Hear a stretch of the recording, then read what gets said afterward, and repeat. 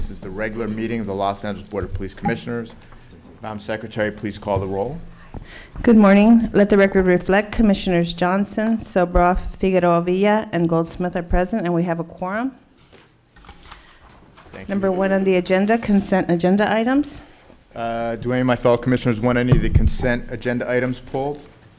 Do we have any comments on the consent? We have none, sir. Okay, do I have a motion to approve? I move approval with thanks to the donors. Yes. Second. So we have a motion and a second to approve items 1A, B, C, and D. All in favor? Aye. Any opposed? Okay, thank you. So let's see, I don't believe we need reports on items 2D or 2F unless any of my fellow commissioners disagree. Okay, do I have a motion? Do we have any comments? We have none, sir. Do I have a motion to approve item 2D and F? So moved. Second. And we have a motion and a second. All in favor? Aye. Aye. Any opposed? Okay, thank you. Let's go to item 2A, please. 2A, Department's report dated March 15, 2017, relative to the fourth quarter risk management and harm reduction status report.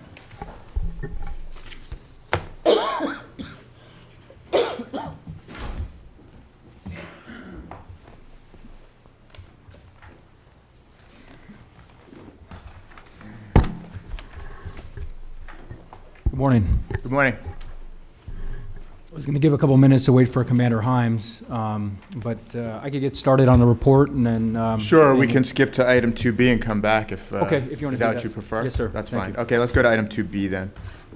Okay, Item 2B, Department's report dated March 15, 2017, relative to the contract agreement between the Los Angeles County Metropolitan Transportation Authority and the Los Angeles Police Department.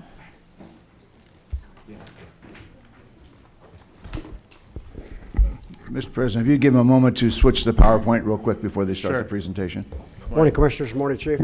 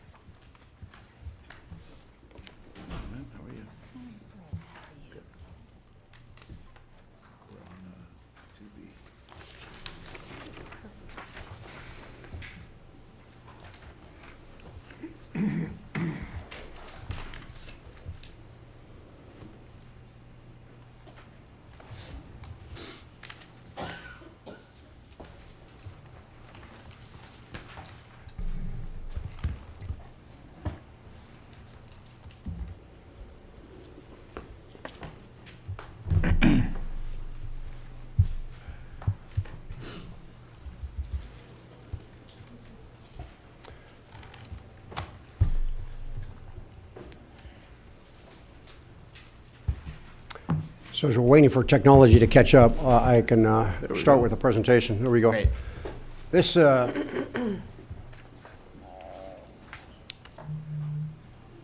the LAPD entering into a multi-agency contract with the MTA, it's actually a force multiplier for Los Angeles Police Department. On many occasions, especially with bus calls in the city of Los Angeles, our units respond first and they stand by for the Sheriff's Department, which amounts to a significant amount of time. At the end of the day, this will give us increased visibility throughout the city. It'll be a force multiplier. We'll have more Los Angeles police officers on duty in the city at any time, and I'll get to those numbers as we move through the presentation. So the areas that we will impact, we'll have officers on the rail service, on buses throughout the city, and for critical infrastructure protection, both at Union Station and Summerton Metro. We'll also, in addition to that, we're going to expand our homeless outreach, our HOPE teams, onto the bus systems to help with some of the transient population on the bus teams.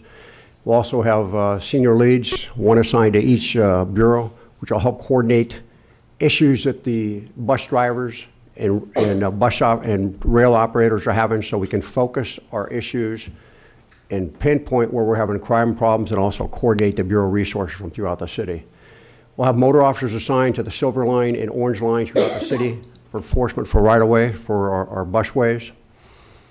And eventually, we will take on the responsibility of bomb detection canines as we transition from the Sheriff's Department to LAPD, which will increase the number of bomb detection canine we have available in the city of Los Angeles.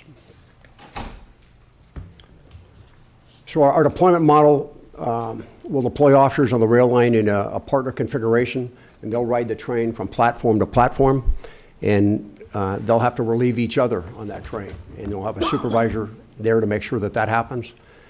And their ability, high visibility prevention, and to enforce a code of conduct for Metrolinx, so we can get riders back on the train and really take the opportunity. And this will be a hat detail where the officers will be present, everybody will see them, and really to engage the public.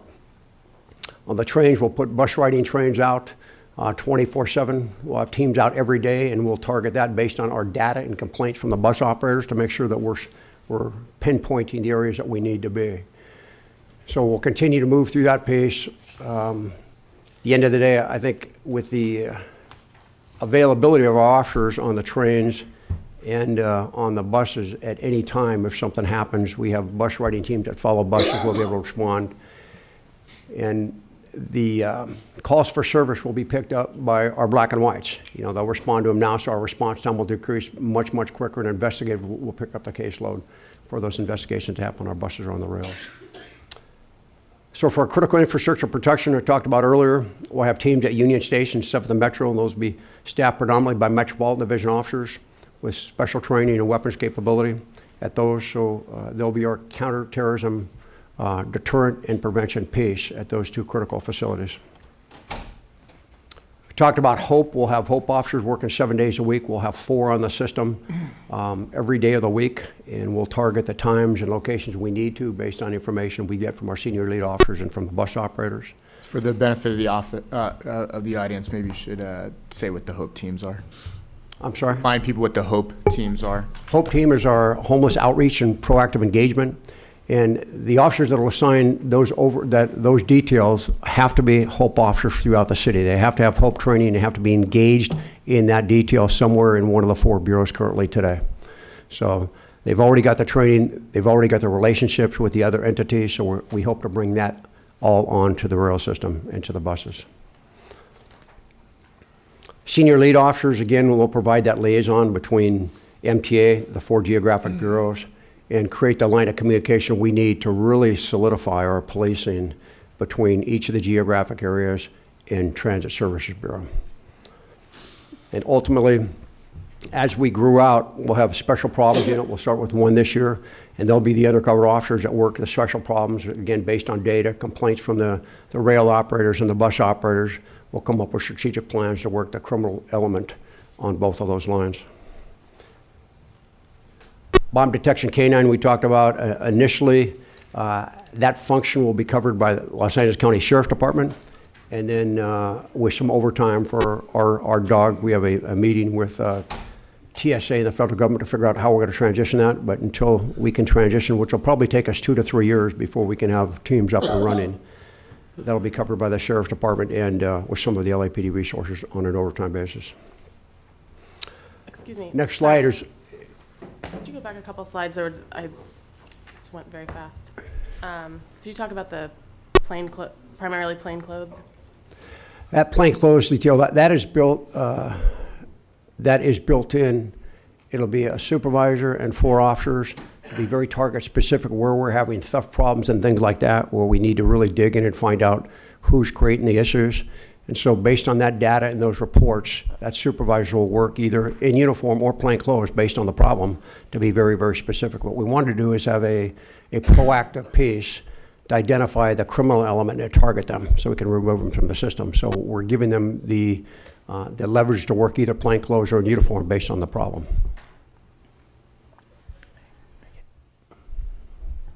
Back to our build-out plan. As you can see, the first year, we'll have 52 sworn assigned to this detail and 17 civilians, building out to a total of 69. And then over a 3-year transition period, the sworn numbers will grow to 83 and civilian to 18.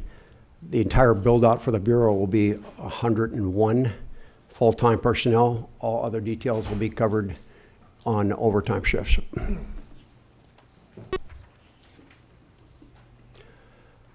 Budget, first we have a transition budget of $10 million to get us up and running. That'll pay for training, equipment costs, moving costs. In addition to that, our first annual budget will be $70 million, and then you'll see year 2 it goes down because we don't have the startup cost year 2, and then as we build out years 3, 4, and 5 with pay raise and things like that, it builds out each year, moves from 70 million up to 79 million for a total of $369 million contract over 5 years. Chief, could you, is it the who's paying for this? I MTA is paid for everything. There are no out of cost funds at all for the city of Los Angeles. So the way we're going to generate the 140 positions a day is through what we know as the COAST system. And the COAST system is an overtime system where the Office of Operations will publish on that system available overtime details in each of the bureaus and for the 3 watches. We currently do it now. That system will be built out more. It's a randomizer. So if Bob Green is on a day off, I can look at my schedule, look and see what overtime shifts are available. I can put my name in there. The system will randomly select individuals that have put their name in, and then it'll limit you. Once you get a detail, you'll go to the bottom of the wish list. So it's as equitable as the system is that we found for giving random selections on overtime to make it equitable for everybody to use. We're currently building that out system to take the volume that we'll need to the tune of about 4,000 overtime shifts a month that we'll staff. Now the overtime staffing, and we've done this before at LAX after 9/11, we had a huge surge of police officers at LAX, and it actually worked very, very well. Because for us, it's cheaper to put officers on that line for MTA on overtime than it is to hire full-time employees. But because the officers are very interested in working that overtime, we find out their productivity standard of conduct is extraordinarily high, because if they fail to meet our standard, we just don't ask them to come back. They can be gone for 30 days, for 60 days, depending on what it is, if they don't show up with the proper equipment, to the tune of they can be asked not to come back if it's something very egregious. So we have an extraordinarily high standard of conduct and productivity when we use this model, and so I expect that we'll get a lot of productivity, and the officers will do what they need to do to make this successful. So when you look overall at our daily deployment in the way of additional personnel, our minimums, if we don't talk about our special problems unit, our SLOs, our HOPE teams, on Watch 2 we'll have a minimum of 57 additional personnel, and then Watch 4, 57, and then Watch 3, 32. And then when you look at the surge pieces, because these are 9-hour watches that overlap, so as they overlap, we double those numbers during the peak hours that we need people on the system.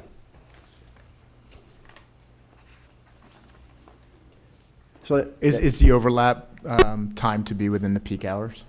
yeah, the overlap times are scheduled in those peak hours. So initially from 05 to 06 during the morning rush hour, we've got that.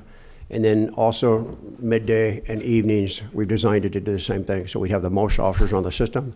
The system is also designed for rails that our officers move from platform to platform on the system itself. Right. And so overwhelmingly, everything we're designing in the way of their log for the productivity, it's all meant to keep them on the system and be accountable for time on platforms and on trains. That's great. This next slide talks about the accountability aspect. Can I ask you a question Yeah. before you go? Go ahead.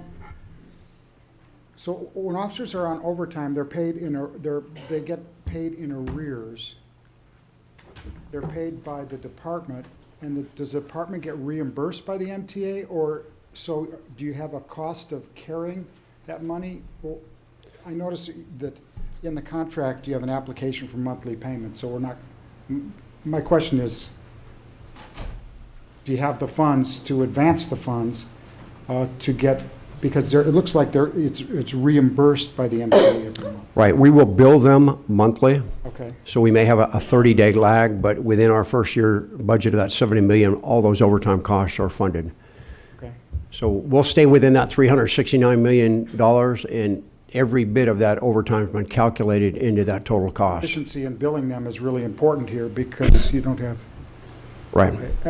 Second question, is there a number of hours of overtime maximum that an officer can work so they can still do their day job? Yes, within the Coast guidelines and what we've done, there's, for off-duty employment, which would include this, there's a maximum number of hours that officers can work. And then there's also a certain number of hours that they have to have between shifts, so they can't work back-to-back shifts. So all that's laid out. They have to be guided by the guidelines. If not, again, they're subject to 30-day, you can't work at 6 days, you can't work, or you can never come back if it's a repeat offense. And so we put controls in there to make sure that for the risk management piece, liability, we've given them required rest, and we've also opened it up so if on their vacation, as you know, many of our officers are working a 312, so they're only working 3 days a week. So if they had to work another day or two, and when you randomize this, the chances of them getting 2 or 3 extra or shifts a week are not very high.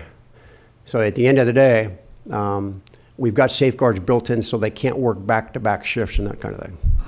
So also we've opened it up for vacation. So what we're trying to do is folks that are on vacation and would like to earn the extra money, they can do that, which will take the load off officers that are working, their regular duty assignment. Sure, thank you.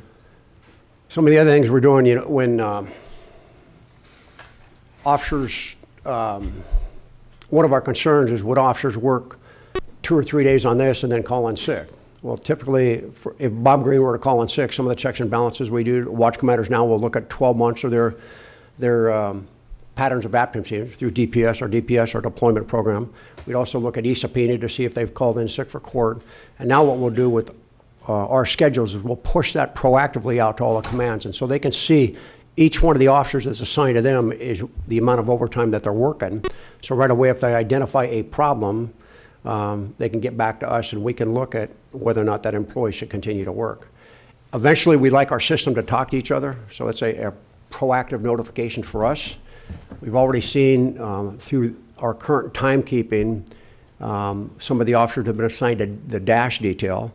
If they've gone out and, for example, taken a deduct so they could work it, we catch that in timekeeping, and then again, they're sanctioned so they can't come back within the next 30 or 60 days. And so some of the things we have in place, we'll catch that. Others, we're going to have to be proactive about it until we can get the systems to talk. Can you explain a little bit more what the advantage is of the strategy of relying so much on overtime and whether there's any disadvantage to that? So the strategy on overtime works well as a force multiplier for us because in essence, I get that many more officers in the city on the trains every day. This won't impact patrol at all because at the end of the day, they're working on their days off or on their vacations, and so it doesn't impact the number of men and women in those black and whites. If I were to do it on a full-duty schedule, I'd have to have 140 officers a day to staff this every day, and they'd have to be pulled from someplace. With this model, the full-time management team and supervisors are there, so we know the system. They'll be able to keep the accountability for the officers on overtime. But the officers that come in, they'll receive 4 hours of mandated training from transit and then 4 additional hours on the system from us. And we can put them in that system at any time. And it'll actually, as I talked about earlier, waiting for the Sheriff's Department to respond into the city really gave us high response times. And so our officers would babysit a victim until the Sheriff's Department responded. That'll cut all that down. And so with the overtime response and our ability to get compliance through overtime, it'll cut our response times down. It'll give us much higher presence for terrorism prevention and also for crime on both the rail and the buses. How about conversely? How about when the trains are outside, when they're outside the 4 corners of LA? So the Sheriff's Department still has that responsibility. It won't, okay. Right, and then Long Beach PD picked up the Long Beach portion of it. And so that's the reason that the MTA has gone to a multi-agency policing capability, just to give individual ownership for crime and for policing of these to the individual agencies.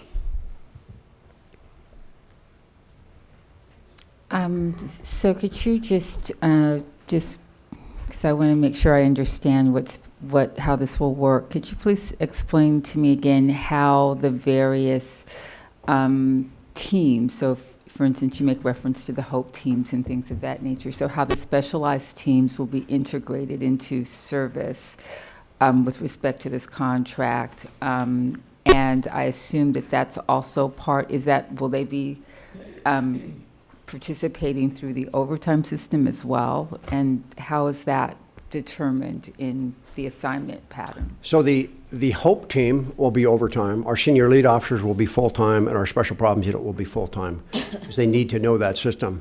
What we're doing is capitalizing on the experience of our HOPE officers. Mm-hmm. And so every day, those positions will get published within COAST, and officers that are assigned to HOPE throughout the city, they'll have first priority. That you have to have that HOPE experience. And so we're capitalizing on the experience of the HOPE officers in the Valley and downtown and in Westboro, because they already know some of those issues, to bring them onto the buses and now try and connect the folks. And we do have a fairly significant homeless problem on the trains. We want to do outreach on those trains and connect them to services. And so what we're doing is expanding the HOPE teams that are currently working the Bureau onto the systems themselves, on the bus and rails, so we can do the outreach to try and get them services. So that is an overtime detail. The senior lead officer, they'll be working a normal schedule, and their sole function is to keep our commanding officer, Captain Brian Pratt, connected with the 4 bureaus so that we know what problems they're having and they know what problems we're having, so we can be a full force multiplier at those stations and on the bus lines. And do you anticipate, through this contract, that the one-on-one contacts between our department, members of our department, and the public will increase? And to the extent that that is contemplated, is there any specific thinking around training or reinforcing certain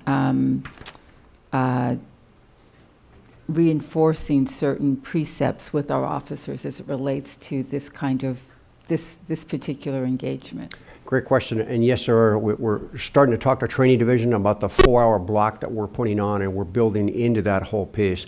De-escalation, some of the current topics, so we can have an opportunity to reinforce that with every one of the officers that is trained to go into this detail. So we'll actually have the ability to hit them with 4 hours of additional training, because they've got to have the mandated federal 4 hours and then additional 4 hours for us on the system. And so we're building in those critical pieces into our 4 hours. And the other, we will clearly have more contacts with the public, because in the morning and rush hour, you've got hundreds of thousands of people on that system. And so one of the reasons it's a great opportunity for us to do community outreach. You know, we've already stacked baseball cards and those kinds of things, and officers are going to wear hats. And this is an opportunity to sit down with Mrs. Smith or Mrs. Green while they're riding that train and make them comfortable. You know, I think very early on, some of the issues that are causing problems of people playing loud music and smoking and aggressive panhandling, we can deal with those issues. And so once we've done that, tremendous opportunity for Los Angeles Police Department to do community outreach. That's one of the things I think I'm most pleased about us getting this contract is obviously one of the challenges with the city this size is how much time our officers spend in cars. And this will be a real opportunity for direct interaction between our officers and the community. So of that 140 officers per day, how approximately what percentage are going to be quote unquote, you know, foot beats versus being in cars? So our design in the way of deployment model forces these people, all these officers, onto the system. Great. So we see this more as a footbeat concept of riding train to platform, back on the train to the next platform, and they will rotate between platforms and then come back and get relieved by another team that will do the same thing. And so that deployment model, our entire emphasis is on footbeat, public contact, and presence. And so that's why it's such a great opportunity for us. We've got, you know, cops in hats, friendly, and they will have to deal with some of the problems. You know, unequivocally, we'll have our use of forces, we'll have those types of things, but overwhelmingly a tremendous opportunity for Los Angeles Police Department. We used to do this. The chief told me, we used to have this function.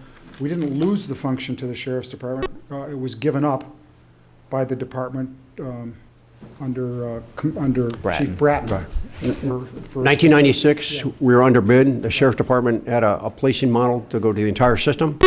And so at this point, MTA has gone back to looking at a multi-agency to get the ownership for the entire system. You know, for Bob Green, the crime that happens in the city of Los Angeles, that's very important to me. Not so much for the Sheriff's Department. And that's not a dig on the Sheriff's Department, but bottom line, I'm held accountable for it. Every one of my bureau chiefs and those captains are held accountable for it. And so the entire CompStat model, we're pushing in to MTA for that accountability and to try and identify where the crime is and target the crime very specifically. And the pay is, I looked at it, I mean, there's a federal guideline for overtime pay. Is it time and a half or time, is it uniform? Yeah, it's time and a half for the officers that are working the details, sir. Okay. Yeah, I appreciate the degree to which this is, being embraced by the city, by the MTA, and certainly by the department. I just have to acknowledge a great deal of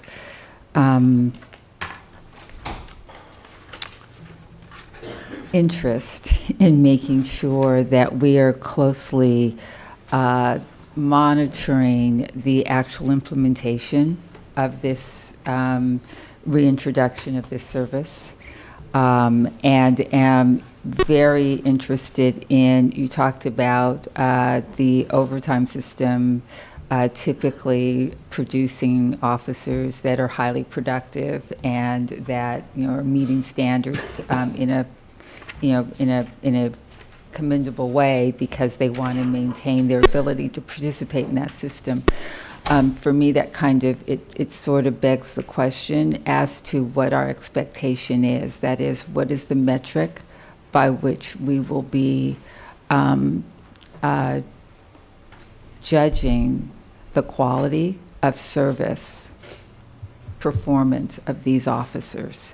And I say that, and I'm interested, if not today, soon, interested in understanding with some specificity what that metric, what the metric is, because, protect and serve while, being an important, sort of iconic motto of ours, can be a little vague or subject to interpretation as it's experienced by members of the community. And there will be broad spread interest in this contract and this policing detail. Probably not the right word, but in any event. So, Chief Green, I don't know if you can tell me, but I'm extremely interested in what our expectation is from not just a crime intervention perspective, but from a service perspective, given that we are putting officers, in direct contact with the public in a very intentional way every day as a result of this contract.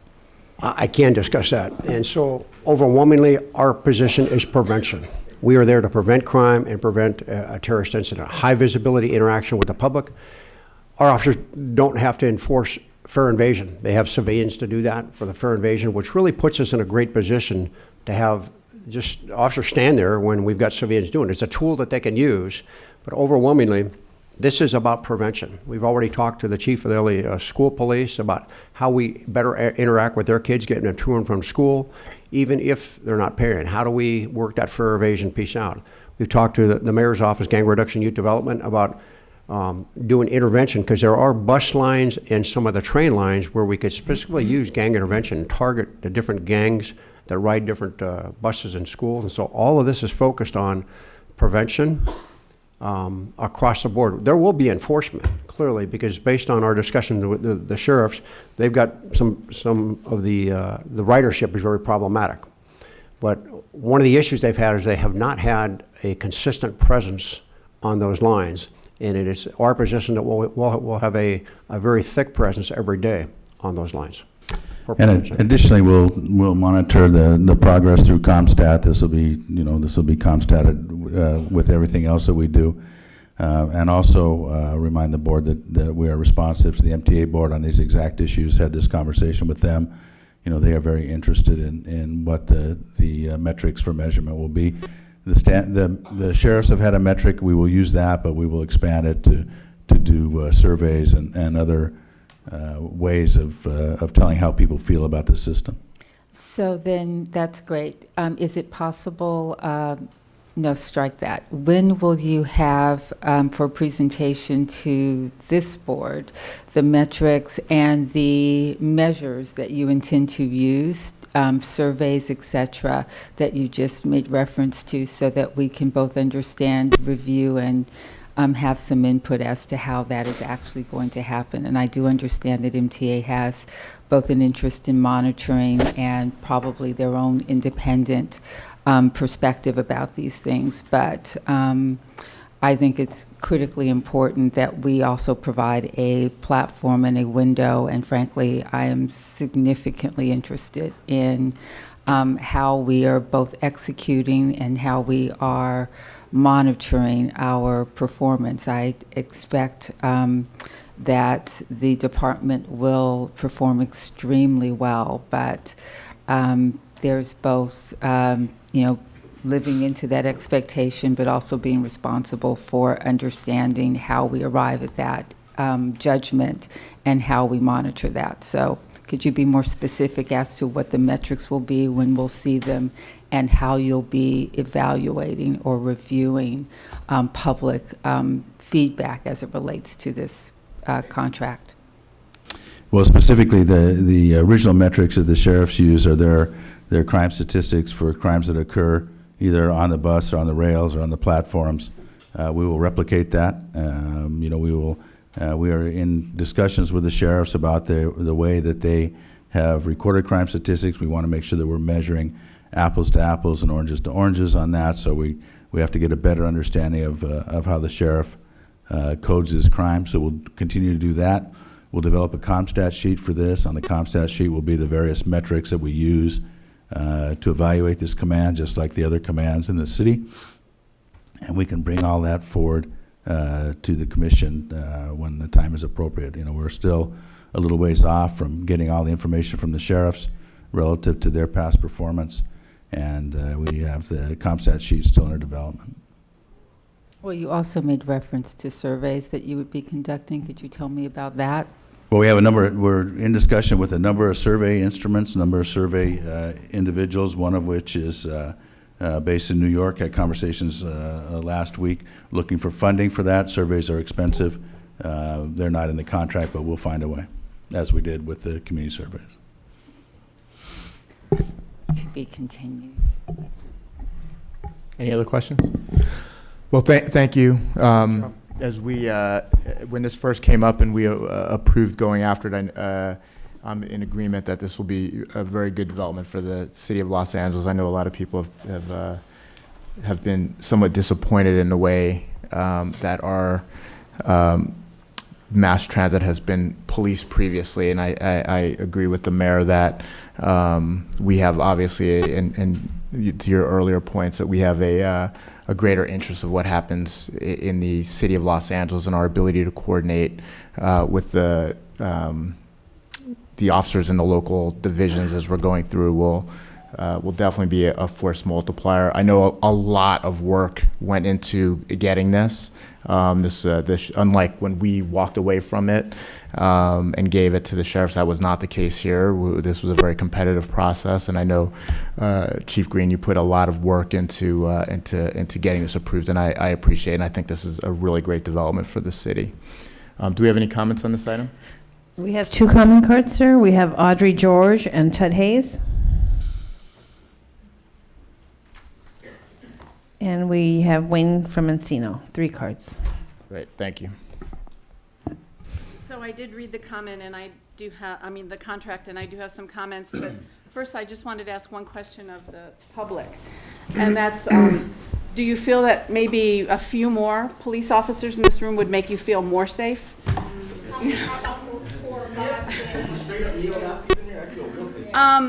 Okay, so I feel heartsick about this contract. It talks about the fact that one of the responsibilities is intelligence sharing from an LAPD that we know is racially profiling people. That's a big concern to me. They do say here one of the responsibilities of the LAPD would be to remove persons without a valid transit fare from buses and trains and buildings, which seems contrary to what we were just told. And, as we all know, students especially, and people who just can't afford the fare are regularly harassed and targeted. the police are going to be responsible for identifying criminal elements. And if you, consider in that racial profiling, that's very frustrating. And they want to increase ridership. Is visibility of armed police officers really going to help you increase your ridership? The contract incentivizes the police for proactive, for finding proactive ways to look at possible crime about to happen. And they have to report on their performance indicators, the ratio of that. It's just an incentive for them to target people, to invent crime that's about to happen, that's only in their minds. And these, like the list of equipment that they're required to have includes shotguns with beanbags and shotguns with tactical lights. I just see that as also very outrageous.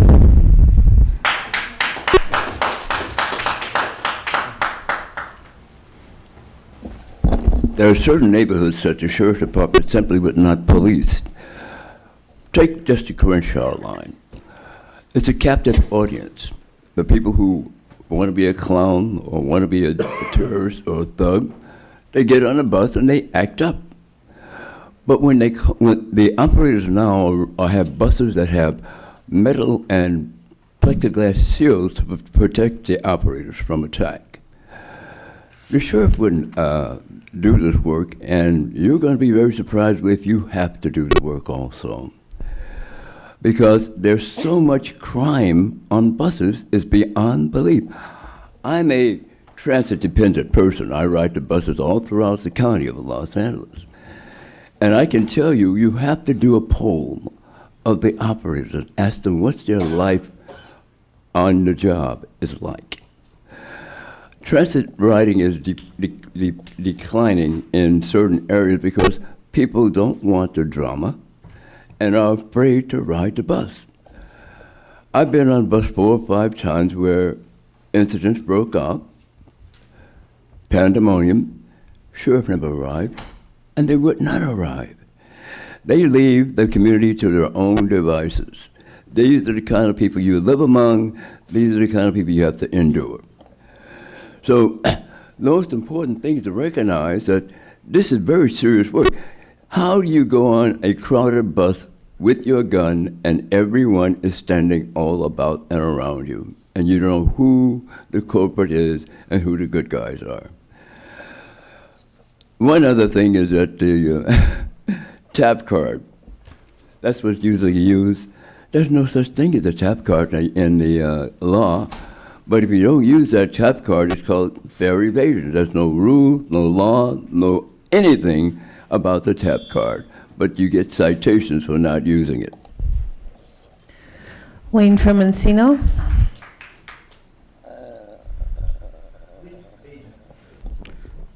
Yes, what a fantastic idea.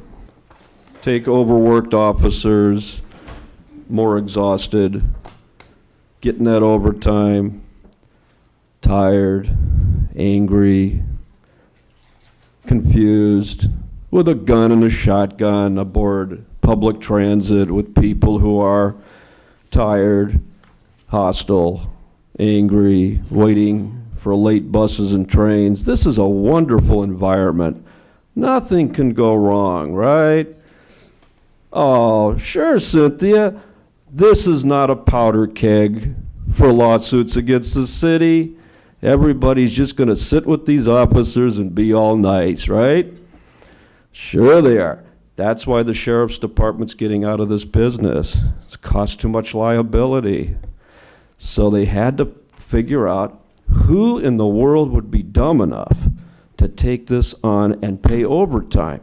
You guys, you're the saps of the world. You have unlimited liability. Doesn't matter who you kill, shoot, beat, because whatever the judgments are, you'll write judgment bonds and sell them to Wall Street through MICLA, the Municipal Investment Corporation of Los Angeles. See, we know what this is. We have the documents.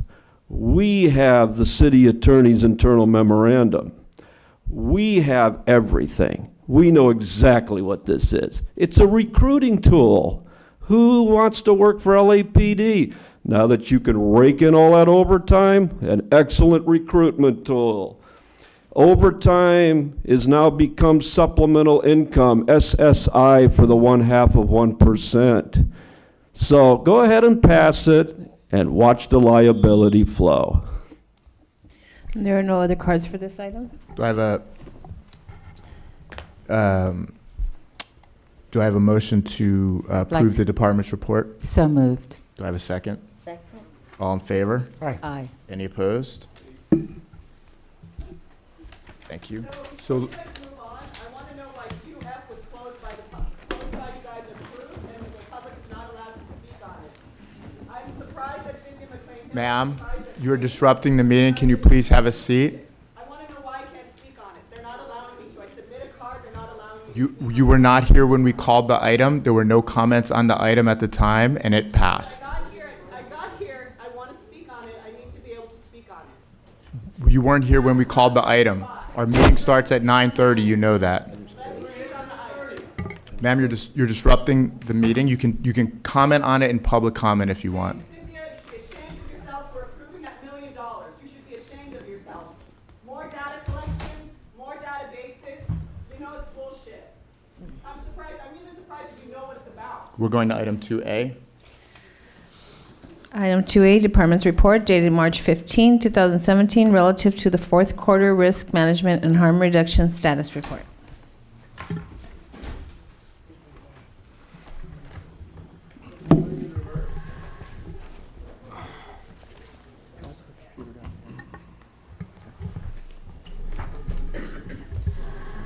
Good morning. Good morning, Mr. President, members of the commission. My name is Michael Himes. I serve as the Department Risk Manager. With me today is the commanding officer of our Risk Management Division, Captain Michael Rimkunis. Our last report in December of 2016 focused on our strategies to reduce and mitigate harm, our physical, organizational, and financial harms in 4 primary areas: employee-involved traffic collisions, uses of force, workplace injuries, and workplace conflict. We've seen some modest declines in our, in this report we'll focus on our data and trends that we've seen. And what we've seen is some modest declines in causes of action and injuries that have occurred. To give you some more specific information, Captain Rimkunis will cover some data. Good morning. So as the commander said, I will touch on the specific data points related in the report that you all received. But starting out, we analyzed 6 years of data. We looked at incidents, injuries, and claims and lawsuit information, and the data does reveal that there is a significant reduction in total number of collisions, reduction of associated injuries, and reduction of claims and lawsuits. Over the last 6 years, the department averages about 918 TCs, traffic collisions, per year and approximately 77 per month. In 2016, the department experienced its lowest number of employee-involved traffic collisions in a 6-year period. This represented a 6% reduction of total employee-involved traffic collisions. In 2016, the department deployed 5,129 vehicles. Of the 5,129 vehicles, 1,344 were black and white vehicles. The entire department fleet drove approximately 45.5 million miles. Black and white vehicles drove about 14.8 million miles. There were a total of 860 employee-involved traffic collisions, which equates to about 1.8 employee-involved traffic collisions per 1,000 miles driven. And looking at we conducted analysis of preventable versus non-preventable traffic collisions. From 2011 through 2016, there were 5,507 traffic collisions, which averaged approximately 918 per year, or 77 per month. So one of the things that struck me was that the black and whites are approximately 1/3 of the cars, or drive 1/3 of the miles, and are about 1/4 of the cars, yet are two-thirds of the number of accidents. Is that the nature of how those cars are being deployed that is leading to them being responsible for a disproportionate amount of the preventable accidents? Well, I think that's a good point. And, you know, in a black and white, that's a patrol environment, and they're doing enforcement-type driving. They're responding to calls, making car stops, as compared to, you know, somebody that's just using the car for commuting purposes. Does it break it down into Code 3 when they are Code 3? I believe we do have some data within the report regarding our emergency driving, yes. Yes, sir, I can, if you would like that data now, I can give it to you, but It's just that there are more accidents when they're Code 3 than in. you know, in our analysis of this, you know, in 2016, there were 102 traffic collisions when emergency vehicle equipment was in use. 74 resulted in non-injury or to any party. And then the remaining 28 resulted in one significant injury and a bunch Were of... those preventable or not preventable in Code 3? Or that total accidents? Yeah, I don't have that data for you. I would be curious to look at what percentage of the preventable collisions were in Code 3 versus not in Code 3, to see if maybe people are engaged in enforcement activity when they should be. Code 3 is lights and sirens. When they should be utilizing their emergency equipment and letting the public know that there might be some more aggressive driving. If it's a preventable traffic collision, that would lead you to believe that there's more aggressive driving than is appropriate. We can do that analysis. And one thing that the Los Angeles Police Department does is we do dispatch calls on a Code 3 basis, probably more frequently than others, just for that reason, to be able to warn the public that, you know, there's an emergency response occurring. Okay. You know, in looking at the black and whites, there was 1,723 traffic collisions in marked black and whites. Of those, 1,003 were adjudicated as preventable, and 720 were adjudicated as non-preventable. So the overall black and white usage for the year of 2016. And looking at the injuries sustained for 2013 through 2016, 5,621 employees were involved in 3,614 traffic collisions. 423 members of the public sustained injuries. And as you can see on the chart, 2,443, there was no injuries at all. Injuries to employees, we had 708 department employees who sustained injury, and in totality, there was 41 from employees and our community that suffered a severe or fatal injury. So that's about 1% of the total number of traffic collisions. Looking at the financial liability, in 2016, the department paid approximately $2.9 million for lawsuits. 1.4 million was paid out from a case from 2010.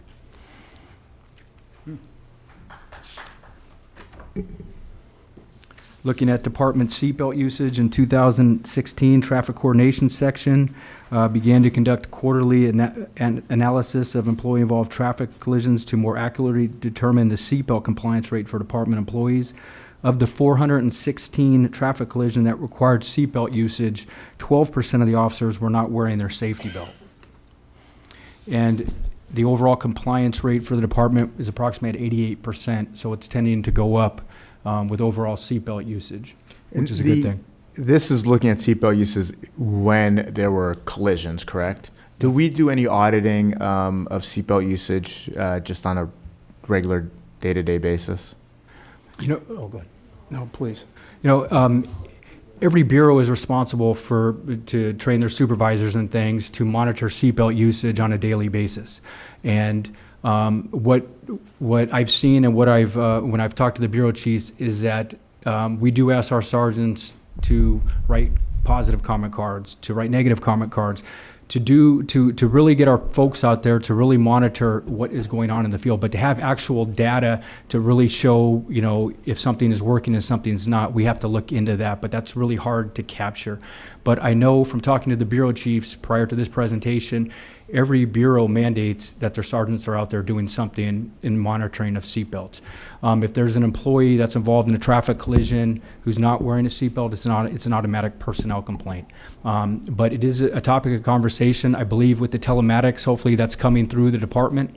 It's an actual indicator, immediate indicator to our watch commanders and our people working in the stations to monitor seatbelt usage on a real-time basis. So we're almost there. We're working with the Protective League on authoring the order to get that implemented, but it's pretty close, and once we get that, I think we can be able to have that data for you, sir. Okay. And I would add that this is significant progress. This is the highest rate of seatbelt usage that I have seen from the police department.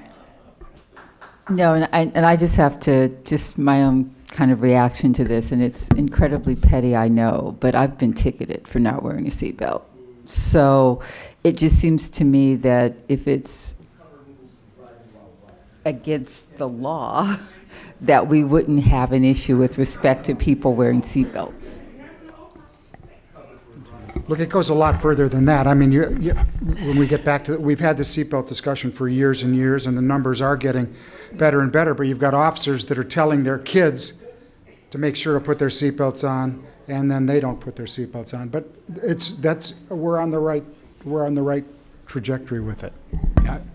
And as the commission knows, we've done significant outreach to officers about seatbelts, including videos of myself and discussions. You know, it's very important to overcome the mythology that wearing a seatbelt is in fact dangerous to people that are using a car to get to violent crime scenes. And so, you know, to overcome that has been significant. And this is not just an LAPD issue. Right. This is a law enforcement issue. But this is really good progress. You know, it's not 100%, but it's certainly getting there. As illustrated in the next slide, the department is doing well in the area of workplace conflict. We've had significant reductions in the area of grievances filed, initiated work investigations, claims filed, claims per 1,000 department employees, lawsuits filed, and lawsuits per 1,000 employees. And looking at the total liability payouts for 2016, there was a total of about $6.8 million compared to $10.9 in 2015. Hold on a second. Can we please have quiet in the audience? Please, you're disrupting the presentation.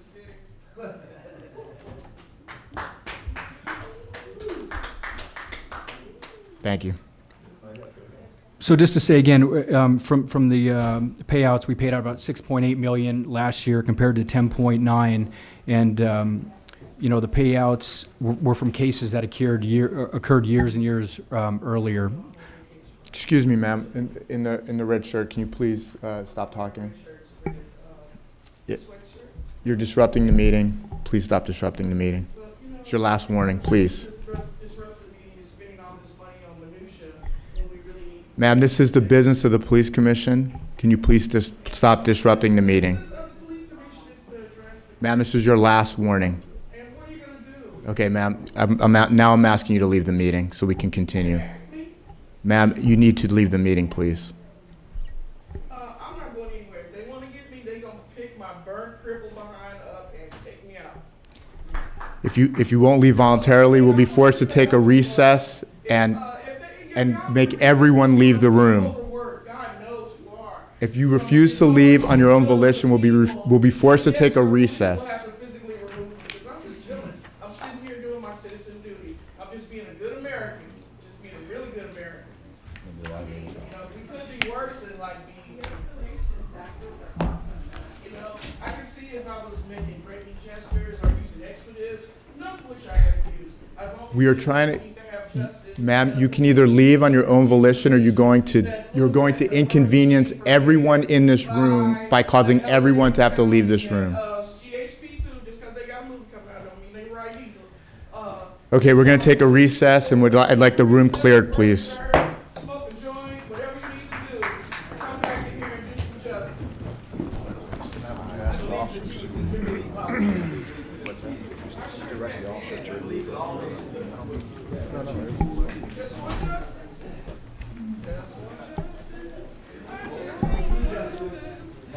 We need to have her removed from the room.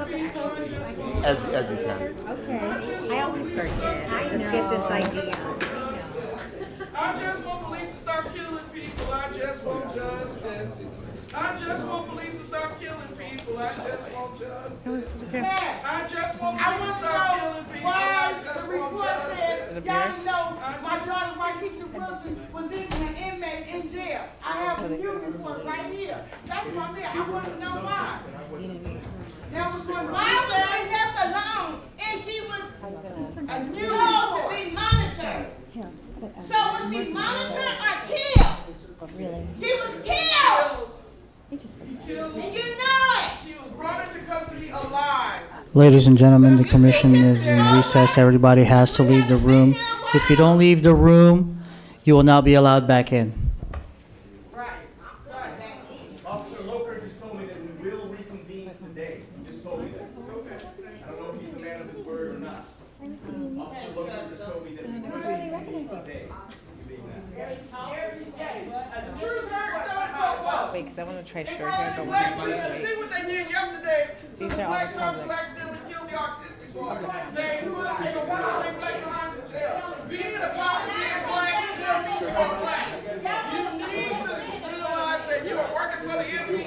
These ain't nothing but slave master catchers. And I'm tired of this. I am tired of this.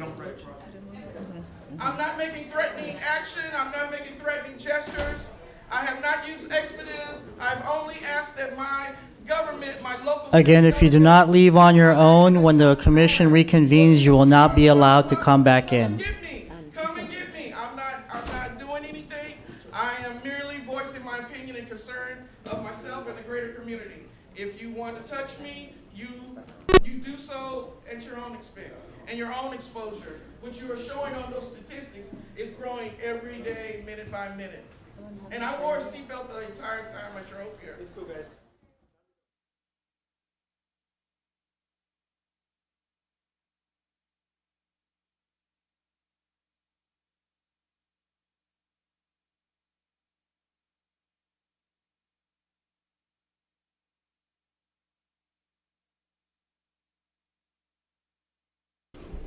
Not burning a lot of sick time and not taking a lot of time off at work. I mean, from the civilian and sworn side, the ratio of employees returning back to work is at one of the highest points that we've seen. So I'd just like to conclude with that. So I'm very proud to say that we're making progress in that area as well. Thank you. Is that the conclusion of the report? That concludes our presentation. We're open for any questions that you may have. Any additional questions? No. Do we have any comment on this item? Yes, sir. We have two. We have Wayne from Encino and Ted Hayes.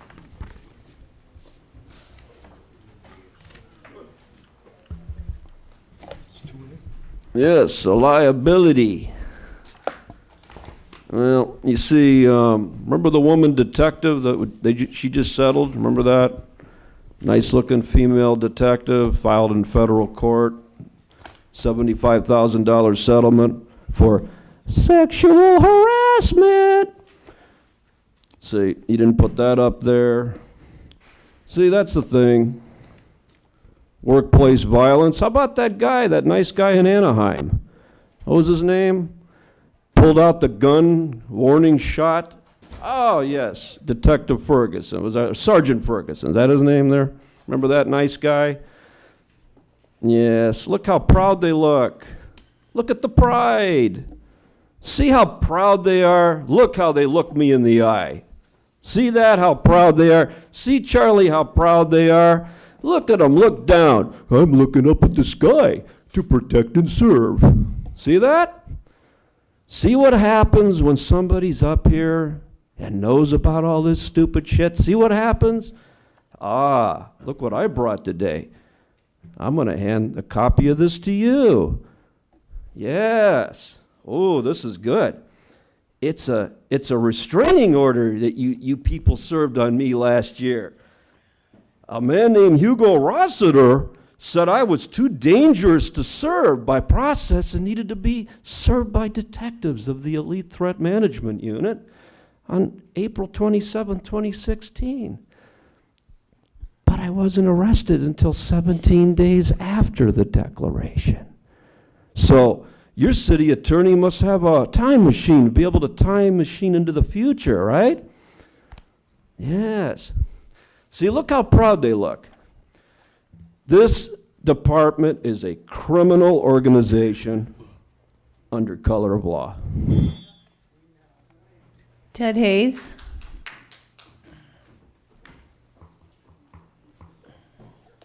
Robert's Rules of Order indicates when there's a motion to adjourn or to recess, it must be voted on. The primary principle of democracy means majority rules. So when you take an action, you all must take an action, not simply the president, but every one of you. Now, for some reason, you don't want to take action. You want to rely upon the supreme ruler to call for an adjournment, to clear the room, to do all those kinds of things, when you know very well that there has to be a motion and you have to vote to adjourn. So if you don't do that, and there's a law that says you must do that, otherwise you're guilty of a misdemeanor, you stand in light of being criminals. Now, perhaps you don't think most of us realize that, but we've passed that word around that the clearing a room, things like that, requires a motion, and when it doesn't have a motion and it's done, it's against the law. So there's an antagonism and attitude against the people here, because how can the people who are assigned to deal with the law enforcement officers violate the law themselves? So really, I decided I wouldn't leave, but then I decided I'd go along so I could talk to my comrades out in the lobby about you're violating the law on adjournment. Adjournment is a motion. Look at the Brown Act. Look at Robert's Rules of Order. You have to agree to get up, leave, and interrupt the business of the people. So as I said previously, leave you to your own devices, you will self-destruct. There are no other comment cards for this item. Do I have a motion to approve the department's report?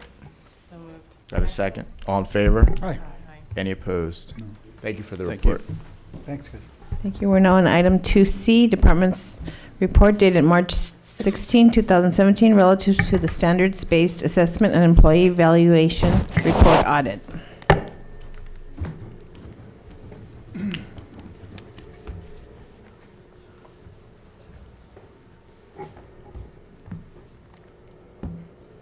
Unless any of my fellow commissioners wants to hear a full report, I just had a couple of questions. Does anybody want to hear a full report, or can we go right to questions? Questions, okay. So the only issue I have is we previously audited this. The things we were doing well in the last audit, we're still doing well. The things we were doing poorly that revealed themselves in the last audit, we're still doing poorly. Yes. So obviously that's a problem. The reason why we audit is to find out where we're failing and to make improvements. So that I would have expected to see significant improvement in those three specific areas that we were doing poorly in during the last audit, and there's essentially no change. Good morning. Commander Chris Pitcher, I'm the new assistant to the Director of Office Operations, here to discuss... Emphasis on new? New. Yes, we looked at the audit, and in addition to looking at steps to improve the performance, which is what we're focusing on moving forward. And we looked at the Office of Operations, which is probably the biggest area of the department.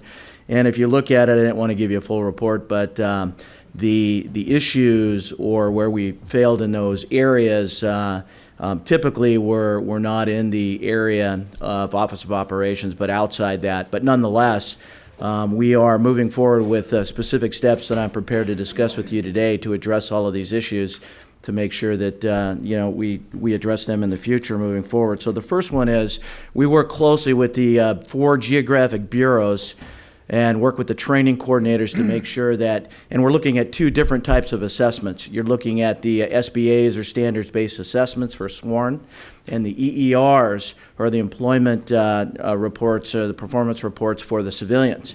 And so when we're looking at those two areas, we work with the training coordinators to ensure that they look at the standards or the requirements for both of those and that they're being met, because they are not the same. So we have notified them of all of the policies, all of the mandates, and in addition to re-notifying them, we are, and I have directed an audit to be conducted in July of the coming year to ensure that with the assessments that fall under that specific area, they will be complying with all of those mandates.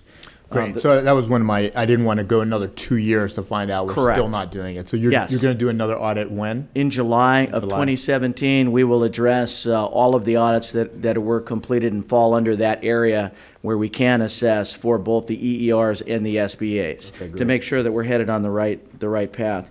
We did find an issue relative to the EERs that obviously there was some issue with the policies as to what guided the completion of the civilian reports. And in order to address that, the inspection unit is working with the Employee Relations Group, or ERG, to make sure that the EER completion guidelines are now being put on their website with a hyperlink to the completions guide for supervisors.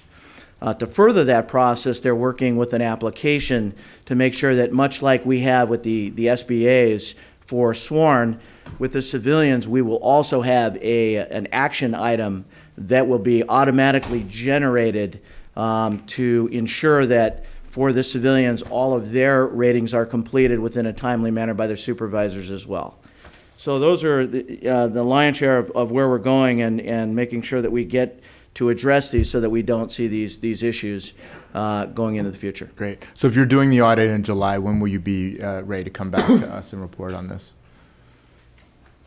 I would probably give it at least a month. It will be done by my inspections. I directed the OO, Office of Operations Inspection Unit, to conduct that with the 4 bureaus in each of those to pull a random sample. That would probably be within, I would say, 30 to 45 days after July, so that would be moving us into September. Mid-September. Okay. Great. I don't have any further questions. Anybody else? Commander, can I have you get in touch with Communications Division? They had significant Yes, sir. failure, so have that included with your report back to the Yes, sir. I will do that. Thank you. Do we have any public comment on this item? Yes, sir, we do. We have 3. We have Matt J., Wayne from Encino, and Susan Rocha. Matt J., not present. Wayne? Yes, you see, declaration of Herman J. Wesson Jr. I, Herman J. Wesson Jr., state and declare as follows. I am the elected council member for the 10th District of the City Council of the City of Los Angeles, and have held my office since 2005. Spindler, you're off topic. Can you get back on topic, please? Well, the whole thing is about your police department and how your police department conducts their business against us, the regular folks. And you're not doing a good job. Like you said, stuff that's wrong continues to be wrong. Now, what you said is that things that are right are improving. No, nothing's improving in this department. Nobody in this department's improving. Things are getting worse. The decay is becoming increasing. And you continue not, yeah, oh, okay, yeah, yes, because I got my supporter there. Yeah, see, I like, yeah, see, we that's why I need him here, Mr. Teef. I remember I told you that, see. It's very important that he be here. Because you see, this is what it's like to live in the city of Los Angeles without a badge. See, Cynthia, you got a badge. You have that little badge on your lapel. The other 4 commissioners have a little badge. Once you have that little badge, you're immune from all laws. And that's why you mentioned you had a seatbelt ticket. And while we were on our illegal recess, I suggested Mr. Beck might just want to fix that ticket. There's nothing wrong. Go ahead, Charlie, fix her ticket, because now she has a badge. Mr. Spindler, it's your last warning. Please get back to the Yes, top. I know, you just love to go to court and play all kinds of funny legal games. Susan Rocha.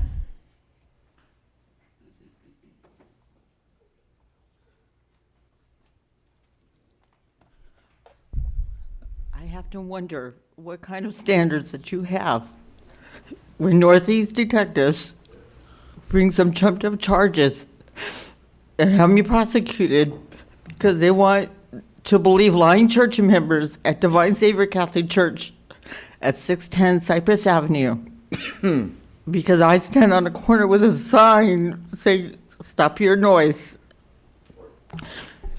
Ma'am. So they prosecute me for something I didn't do because they want to add some made-up stuff in their head just to get rid of me.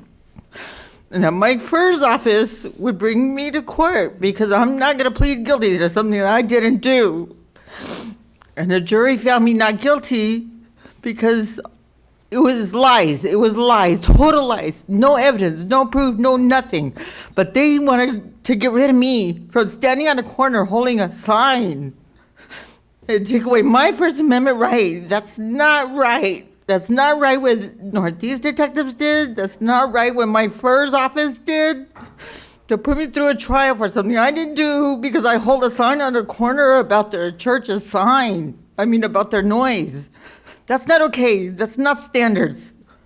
If you have no evidence, nothing, nobody to say anything, that's not ethical. I'm in a line of work where we believe in ethics. You do the right thing. That's not doing the right thing just because you want to call somebody crazy and you want to call somebody names. And this is the kind of police department that you have. That you just, we'll shut her up. You know what? She'll just go away and plea deal. That's not okay to take away my rights, my First Amendment rights.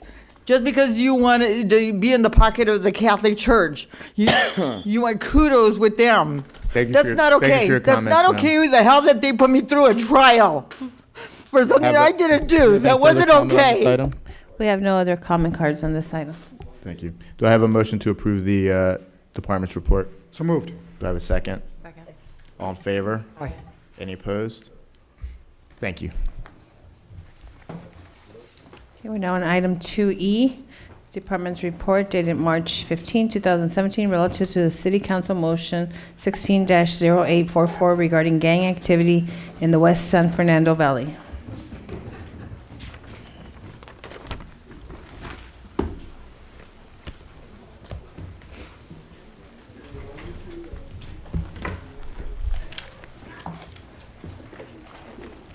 Good morning, Commissioners. Morning. Good morning. My name is Beverly Lewis. I'm the commanding officer of West Valley area.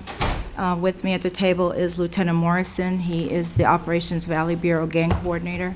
And you met Commander Pitcher, the Assistant Director of Office of Operations. Back on August 2nd of 2016, Councilmember Bloomingfield asked LAPD and the Mayor's Office, the Gang Reduction and Youth Development Unit, to provide a report on gang issues on the west side of the San Fernando Valley. That area includes the area from the 405 onto the west side of the valley. It includes Devonshire Division, Topanga, and West Valley. The area of concern is covered by CD3, which is Councilmember Bloomingfield's area. In that area, there are 16 active street gangs and 1 gang injunction. That gang injunction is in Topanga Division, and the gang that's covered by that injunction is Canoga Park, Alabama. That gang currently has 375 active members. The most active gang in the San Fernando Valley is that one, Canoga Park. Lieutenant Morrison was asked to do an analysis for a 3-year period, 2014, 15, and 16. Particularly, the council member was concerned of the uptick in gang homicides in that area. And I'll ask Lieutenant Morrison to cover his analysis for that time. Good morning. Good morning. When we did our assessment, the valley and the department as a whole experienced probably its lowest period in crime from about 2012, 13, 14. We started with 14 because then we saw an increase going into 15 and 16, and the council member specifically alluded to 2015. With regards to that, we took an assessment. The CompStat unit in developing the gang profiles looks at 11 violent crimes that they track as part of the CompStat reporting process. But in addition to that, the department codes gang-related crimes as seen fit by the detective commanding officer at each division. So it can be lesser crimes or property crimes as opposed to violent crimes. In that assessment, total violent crime did increase from 2014 to 2015 by almost 63% on the West San Fernando Valley. It was a dramatic jump. However, from 2015 to 2016, there was only one additional violent crime, so it flatlined at that portion.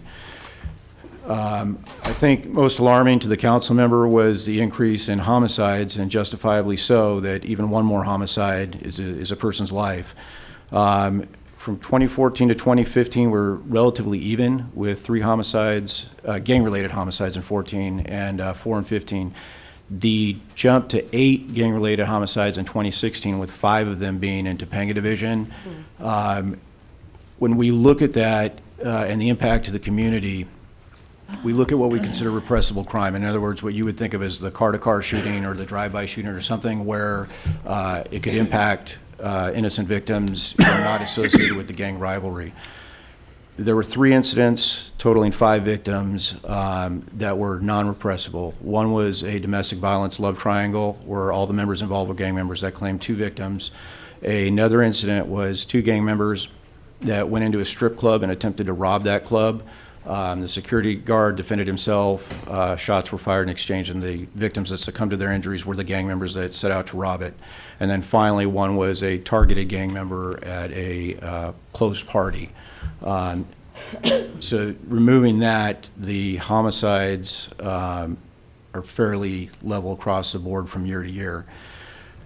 Most telling, I look to total victim shots, regardless of the outcome.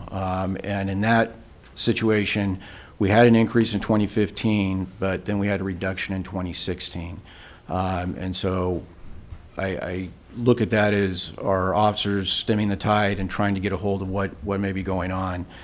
Our overall gang-related crime, as I alluded to earlier, which encompasses both property and violent crime, has trended up since 2014, but from 2015 to 2016, we only saw a 7% increase. It was about 50 crimes, 50 total crimes. We work hand in hand with the Mayor's Office on Gang Reduction and Youth Development, and we have other systems established. A couple of things I'd like to highlight is we've been working with Centinela Youth Services and the Department of Probation. They are doing pre-booking diversion with juveniles, which we found to be very successful. Topanga is one of our pilot divisions in the Valley out of 4 pilot divisions. We're seeing great strides in that, and we're looking forward to what that looks to in the future. Also, through the GRID office, they received funding for a 1-year trial basis where they are doing pre-juvenile release. So juveniles that are leaving county camps are going to be reintroduced to the community. One of their service providers received funding to do an assessment of the juvenile and the home environment that they're returning to, school environment, in hopes for their success to reduce recidivism.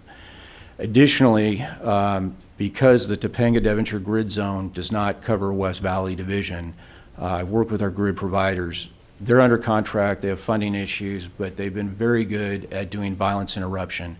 So if we do have a gang-related shooting that falls outside the grid zone, they will still send community intervention workers into that area for violence interruption and help reduce the violent and retaliatory acts. And we've seen an impact with that. So we have a great partnership with them, and we're looking forward to continuing that partnership. There is one Summer Night Lights park in the West San Fernando Valley, and that's Lanark Park, which is in Topanga area. Thank you. Would you say a little bit more about the pre-booking youth diversion program? Yes, ma'am. So the goal with that and what Centinela Youth Services is doing to help us out with is a lot of violators, specifically juveniles, children, may get caught up in something going on in the neighborhood. It may be something, these are nonviolent offenses. So They could be spray painting, they could, even a stolen car or a theft at a 7-Eleven, something like that. The purpose of what Sunel Youth Services do is, instead of giving that juvenile a booking number and setting them up in the process in the juvenile justice system, before they're set up in that process, giving resources to both the offender and to their family members to see if maybe there was something that precipitated that incident and something that they can do to move the child or the juvenile offender away from the criminal justice system and get them reestablished. The other thing that they do that I think is probably the biggest benefit to society is the moral lesson they do. They try to bring the offender and the victim together, and so they can talk to each other, and the youth offender at that point gets to see the impact of their crime. And usually the results are a positive outcome for both because they feel like justice has been met. Whereas a lot of times when we introduce them into the juvenile system, they appear in court, they're represented by an attorney, they don't have that level of interaction with the victim or that level of restoration with the victim and personal responsibility. So that's the goal with the program, is that they can reduce recidivism. And then the other thing is to offer support to the family, because quite frankly, with a lot of our juvenile offenders, we have adults that come to us and say, I give up, I don't know what to do, you know, Johnny's running amok and things like that. And so this offers resources to the family to better deal with whatever issues they have in their home. Thank you so much. This is an extraordinary program. What's the success rate? I would hate to speak on their behalf, but I know their recidivism rate is very low, and I believe that their recidivism rate is about 25% less than what we've experienced with County Camp. That's amazing. And are you able to do this for 100% of young people who are suspected of nonviolent crimes, or would the program need to be expanded in order to meet that? No, ma'am. The program needs to be expanded. They just received a large grant from the Keck Foundation. They've been established in South LA. This is their trial basis coming out to the Valley, so they're actually looking for home resources. They're in 4 of our 7 geographic areas, and as funding increases, they will expand to the entire San Fernando Valley. Great, thank you. You're welcome. I have a question about, you also made reference to the gang interventionist and their efforts to help reduce sort of retaliatory violence or ancillary violence. Can you please tell me a little bit about that? And also, I have questions sort of similar to those of Shane around success rate, because in both instances you said we're seeing some success with the program. So I'm interested in how we capture or document that, or if somebody else is doing that. Yes, so some of that is factual data where I can show we've had a reduction of victims shot from 2015 to 2016. And the difficult thing is, because of the way intervention workers operate, we don't always share information between the police department and them, simply because it would impact their ability to operate within those communities. But we do liaison with the overall umbrella community. So for instance, in the West San Fernando Valley, you have Communities and Schools, which handles prevention, and you have ACE, or Alliance for Community Empowerment, which handles intervention, which is the older members and the established gang members. We worked very diligently with both those agencies, ensuring that they're notified of gang shootings. They've been very responsive in coming out to the scene. What we do get from them sometimes is the temperament or the feedback within the community at large, as well as the gangs themselves. And a lot of times that will help us determine a police response, if necessary, to quell any additional violence. So sometimes we may get information that this was an internal incident, there's no retaliation coming out, or this was an incident that occurred over a girl, for instance, and it's settled. We appreciate their work, and we allow them to operate the way that they need to operate, and we share the information that we need to share, but a lot of it's anecdotal. I hope I answered your question. No, you did. Thank you very much. Yeah, I guess my only sort of overarching comment is, A, I appreciate the report. Also, it's, just a very small but significant example of, kind of what policing looks like on the ground and the intricate and potentially positive interplay between law enforcement and community invested groups, and how important it is that we recognize, nurture, and seek to expand our engagement in this kind of work in order to create successful outcomes. So I appreciate your bringing that to the table as a part of this report, and I'm very interested in thinking about and supporting the department's efforts and the community's efforts to be as effective in that area of our crime prevention and crime response as we can be. So thank you. Thank you. Appreciate the work. Do we have any comments on this item? We have 2 comment cards. We have Ted Hayes and Wayne from Encino.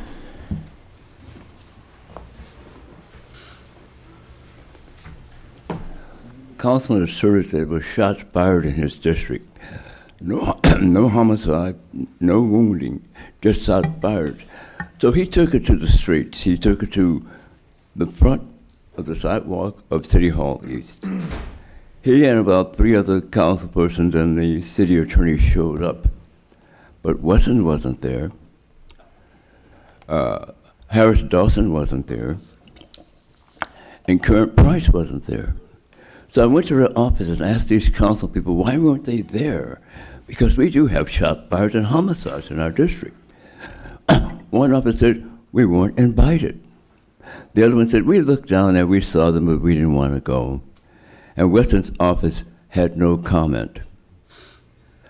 Harris Dawson had a campaign office on Slauson and Crenshaw.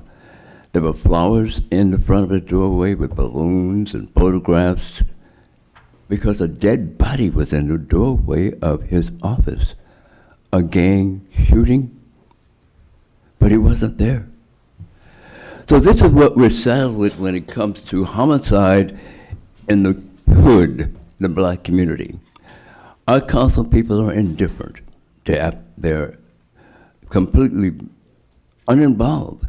Harris Dawson was selected to be the chair of the homeless committee. He came to our neighborhood council and said, I don't know why they picked me. I know nothing about homelessness. There's a black man. And he laughed about it. And he ridiculed homeless people for the way they lived. So our problem, folks, is really with the kind of politicians we have who make $180,000 a year and do nothing that's worthwhile. They didn't show up for the rally on gun violence. Thank you. Wayne from Encino.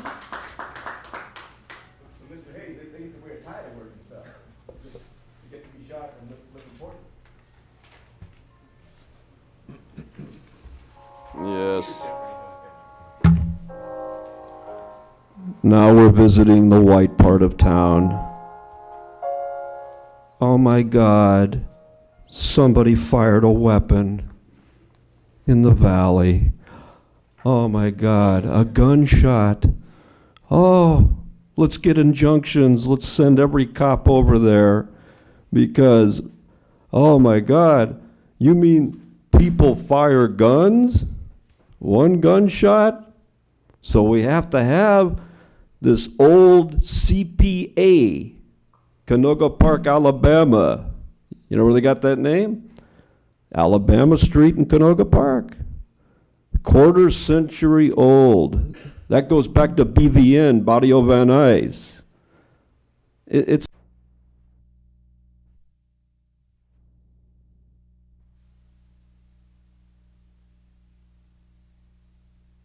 blame some sort of gang. There is no gang. Somebody was taking trash out at the Winnetka Bowl. And he got shot early in the morning, African-American man. And he worked there a long time. They arrested the perpetrator. Perpetrator had tattoos, suspected gang member. They're not telling you that. They forgot to put that in the report and tell you about that, Cynthia. That's right. How come you didn't tell her that? How come I know that? Why do I have to come up here and finish your report for you? Why didn't you mention the shooting at the Canoga Park Bowl, which is now, they changed the name to Winnetka Bowl? Long-term employee got murdered, taking out the trash. So you forgot that. See, it wasn't gunshots. It was a homicide. He died. He was shot to death. So, tell these people the fucking truth. Do we have any other comments? We have none, sir. Do I have a motion to approve the department's report? So moved. Do I have a second? All in favor? Aye. Any opposed? Thank you. Thank you very much. Thank you. We're now on item number 3, report of the Chief of Police, Chief Beck. Good morning, Commissioners. Good morning, Chief. First, I'd like to comment on an event that was held Saturday. We had our Cesar Chavez breakfast. This is the 8th annual Cesar Chavez breakfast that we have to celebrate our relationship with the Hispanic community as well as the life and legacy of Cesar Chavez. It's attended by Paul Chavez, Cesar's son, as it has been every year. I want to thank Commissioner Sandra Figueroa Villa for being there, as she is every year. It was a great event, well attended, particularly important at this time because of the uneasiness of our immigrant community relative to the new federal administration.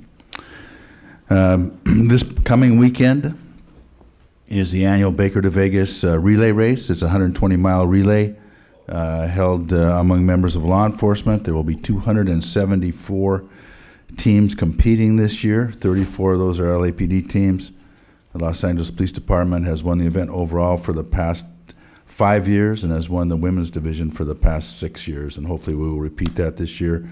There will be approximately 1,000 LAPD employees attending this event this year, off duty, of course. As far as crime goes, we are about even on homicides as of 3/18/17, 56 versus 57 for the same time period last year. Rapes are down 12.5%, and to give you an idea what that is, that's 49 fewer sexual assaults. Robberies are up 1.1%. To give you an idea what that is, that's 19 additional robberies citywide. Aggravated assaults are the assaults that are within the categories that are coded as Part 1 in the Universal Crime Reporting Codes by the FBI. We're up about 122. That's 3.8%. In property crime, we're down in burglaries. We're up in motor vehicle thefts, and to give you an idea what that means, we're up 7.6%. That's 289 more cars stolen in the city of Los Angeles. We've done a lot of the research on the current increase in stolen autos. They're contrary to popular opinion, primarily model 2010 and beyond. And the most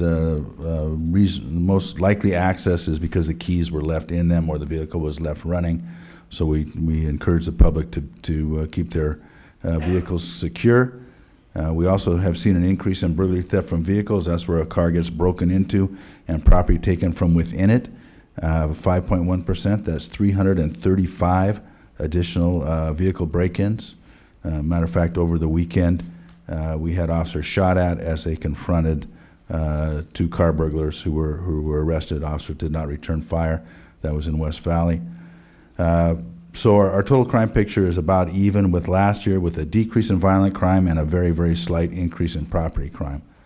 We've also had a reduction in victims shot so far this year, 3%. That's about 7 fewer victims.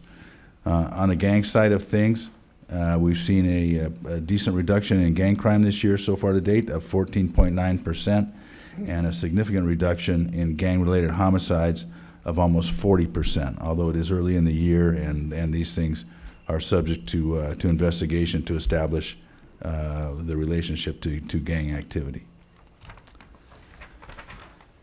Traffic collisions, about even with last year, 0.7% increase. To give you an idea what that means, we've had a total of 10,426 reportable traffic collisions so far this year, and that's about 80 more than last year. We are seeing a continuing trend of more severe traffic accidents. We've had 52 people killed in traffic accidents so far this year. That's a 13% increase over last year. Those are led by motor vehicle versus pedestrian accidents, where we've seen 30 people killed as compared to 20 last year. You know, we are working diligently with our commands to ensure pedestrian safety, and sometimes that requires the issuing of citations, not only to vehicles that deny pedestrians their legitimate right of way, but also to pedestrians who ignore the rules of the road and cross in dangerous territory. Sworn personnel statistics, I'll begin with that. We're at 9,970 sworn personnel on payroll. We started a new academy class this Monday morning. I anticipate that by the end of this month, we will be at or over 10,000 sworn employees. That will be the first time under Mayor Garcetti, and it's a significant accomplishment, particularly given the tough budget times we've been through. Civilian personnel on payroll, 2,839. That's almost 500 vacancies, about 450 reserve officers, and 8,411 cadets. And that concludes my report. I apologize, I may have to leave in a few minutes. I have a press conference with the mayor on immigration issues. Of the 500 civilian vacancies, how many are we funded for? Well, there's about 40 positions that are funded but unfilled. Most of these positions are positions that we are holding vacant and have not been funded. Okay. And those positions are in the ones that we have funding for, but we haven't been able to hire, are primarily in the detention officer ranks and some police service representatives or 911 operators. Thank you. Any other questions for the chief? Do we have any public comment on this? We have 5 public comment cards. We have Tiffany Guerra, followed by Wayne, Susan Rocha, Ted Hayes, and Oscar. So this is regarding a comment that was made by you, Steve Sobroff, following the chief's report last week that officer-involved shootings were up this year compared to last year. And what your comment was online was essentially, yeah, but look at all the times we encounter people and we don't kill them. And that being a police officer was tough.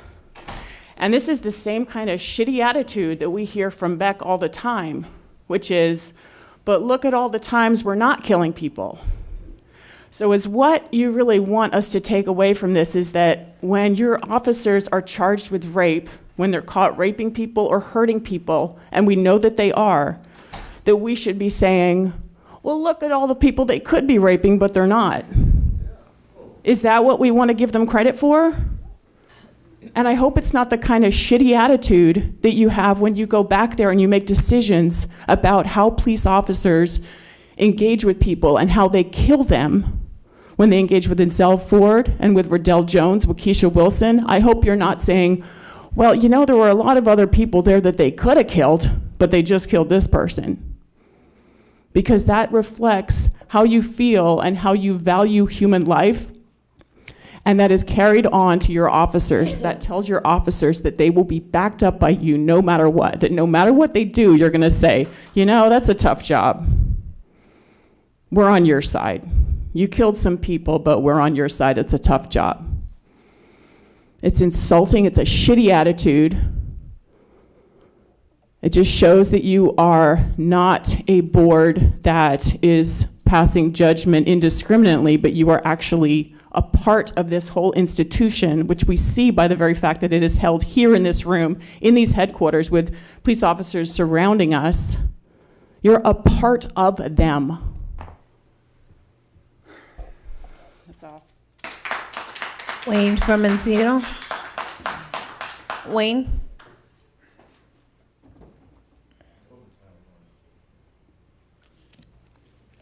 So let's start off with the important stuff.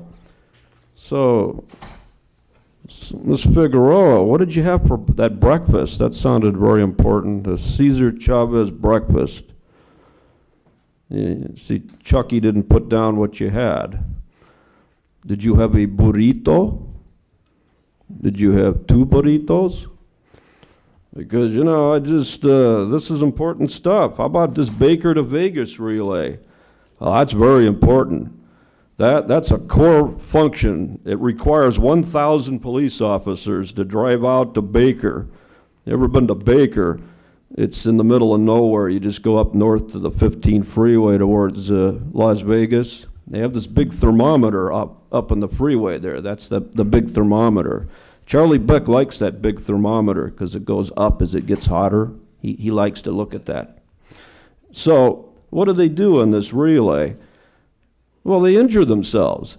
Start jogging, participating in these activities. Oops, one cop gets hurt. Oops, I strained my shoulder. Oops, I strained my knee. Oops, I'm injured now. Now I have to go on work comp and disability because I got injured participating in the Baker to Vegas relay, like that little football game you play with the sheriff's department, that little football game. See, this is the best thing that cops can do is get involved. If any of you are here, participate in this, get injured, and then file your work comp claim.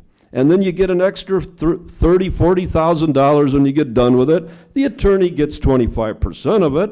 So it's great, isn't it? This is just another way to get overtime. You see how that works? Because I was in the Budget and Finance Committee yesterday, and Councilman Blumenfield wanted to know, why is there such a spike in work comp-related injuries? Why is the city on the hook for tens of millions of dollars more? I know. Susan Rocha.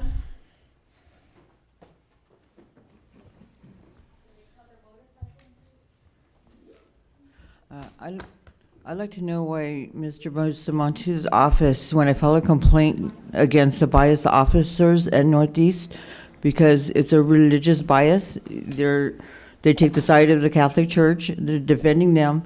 They filed their disturbing the peace complaints, but me, which I filed complaints against their noise, the detectives have refused to submit those to the city attorney's office. I've asked for prosecution, I've asked for cites, Northeast won't do it. I've done police reports against Divine Savior Catholic Church, 610 Cypress Avenue, and the detectives refuse to file those complaints to the city attorney's office. I've spoken to many detectives there. They said, no, we're not going to do it. Now, why is this bias going on? They're allowed to blast their bullhorns, their 4 loudspeakers into my home 10 times a day. I lived in my home before they installed their loudspeakers. And I have to hear off-key tape recordings all day, every day. And I file complaints, and the Northeast won't submit those complaints to the city attorney's office. Why? When I file complaints with your office, you send them to Northeast so I can get a letter from Northeast a year later saying, thank you for letting us know. You're supposed to be investigating. When there's a bias toward anything, in this case, it's religion, because they're biased toward churches. They won't file those complaints. I'll get a year later is a letter in the mail from Northeast saying thank you. And no investigation, no nothing. That's not fair when you prosecute me for something that I didn't do. And yet, I can't even get my report sent downtown about my disturbing the peace complaint against them. That's bias. That's not fair. That's not equal justice. I want to know why. Ted Hayes, please.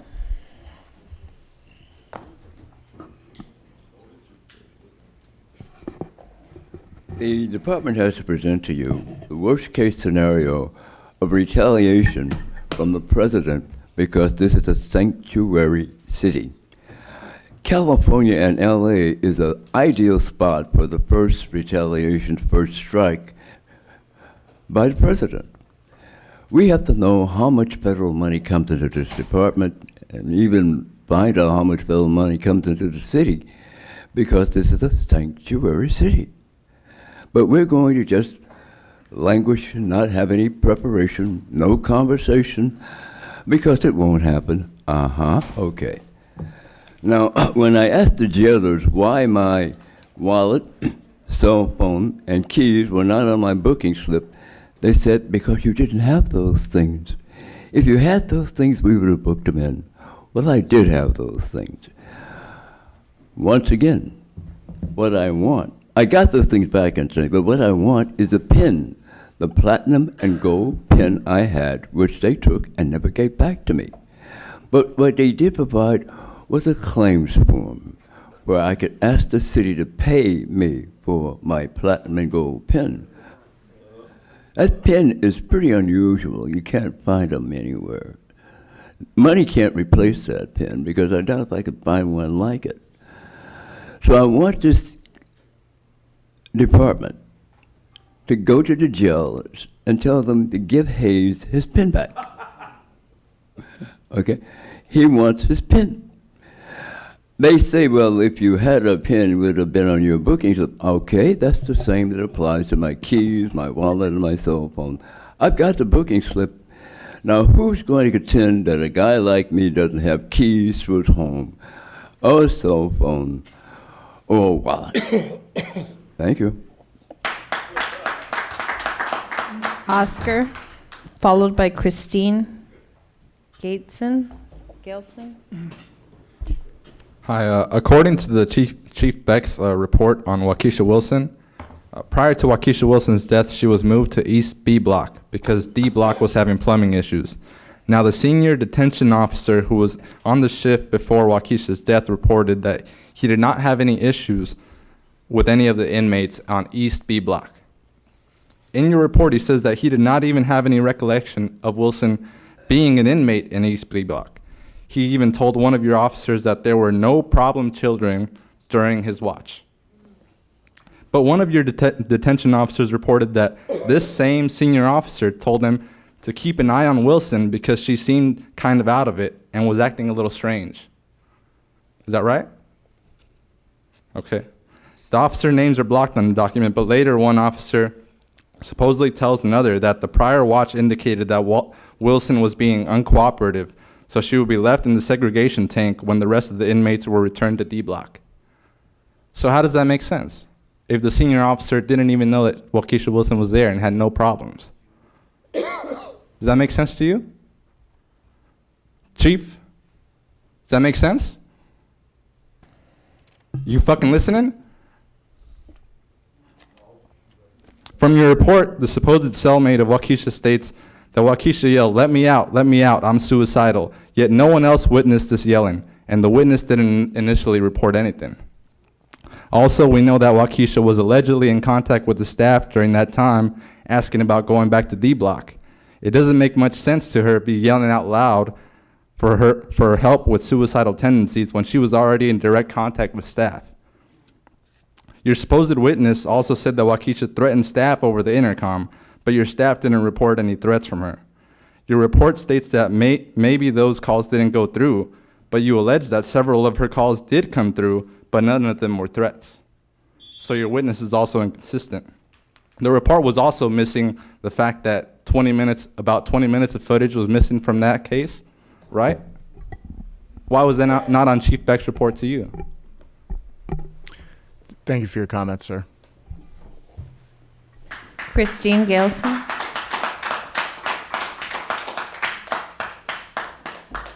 Do you have the same report that the chief went over? Because I have a question. Yes, no? Okay. The two suspected car burglars that shot at cops, were they white? Were they brown? Were they black? Do you know? Okay. The report that is given by the chief here at these meetings should include statistics on the implementation of new policies. When you sit here and tell us that you're going to implement new policies, for instance, on de-escalation, we want to know what is actually being implemented. What is the percentage of police officers who have received new training on these techniques? you saying you're going to do something doesn't mean shit if you don't follow through with it. And if you only follow through with 5% of it, that too means shit. We need to know what's going on. There are no other public comment cards on this item. We're now on item number 4, public comment. We have 15 comment cards. May I, before we begin public Sure. comment? Thank you. As our commission knows, we've heard over the past several months many comments from community members who attend our meetings regarding an interest in seeing these meetings held outside of this room and at times that are more convenient to community members. In addition, as I noted a couple of weeks ago, I've heard similar remarks from people that I've encountered throughout the city, so not just in our hearing room. With that said, and with the commission's indulgence, I'd like to ask our executive director, Mr. Tiefank, to do an evaluation and come back to this body with some recommendations around both where and how we might implement meetings that cover the span of the city. And in making those or presenting options to this board, I'd like him to address both cost, logistics, and other matters that would bear on our consideration. In addition to that, I would appreciate a report back that looks at other ways that we can address issues of accessibility to information, including the usage of social media. For instance, one example might be to use our Twitter account to provide links to reports when they become available after our closed session meetings. I heard a member of the public inquire as to how to get that information, and while it is on our website, leveraging technology and social media, we might be able to be even more interactive and make information more accessible. So I am not offering this as a motion, but as a direction to the executive director, unless, of course, Commissioner Johnson, you. I will second that. Um, We don't need to make it Yeah, I was a gonna say, motion. yeah, We you don't need need two to people Perfect. but I'm sure all of our Well- fellow commissioners Well, are. thank you, because that will, this work, I'm certain, will require a great deal more of your time working with the executive director on these matters. But I would appreciate if we could see something back in, 40 days. Very good, ma'am. Thank you. Yes, ma'am. I will, the city attorney actually just informed me that we do need to have a vote, so we have. Okay, then if I can convert this to a motion? I will second your motion. All in favor? Aye. Any opposed? Thank you. I'm opposed.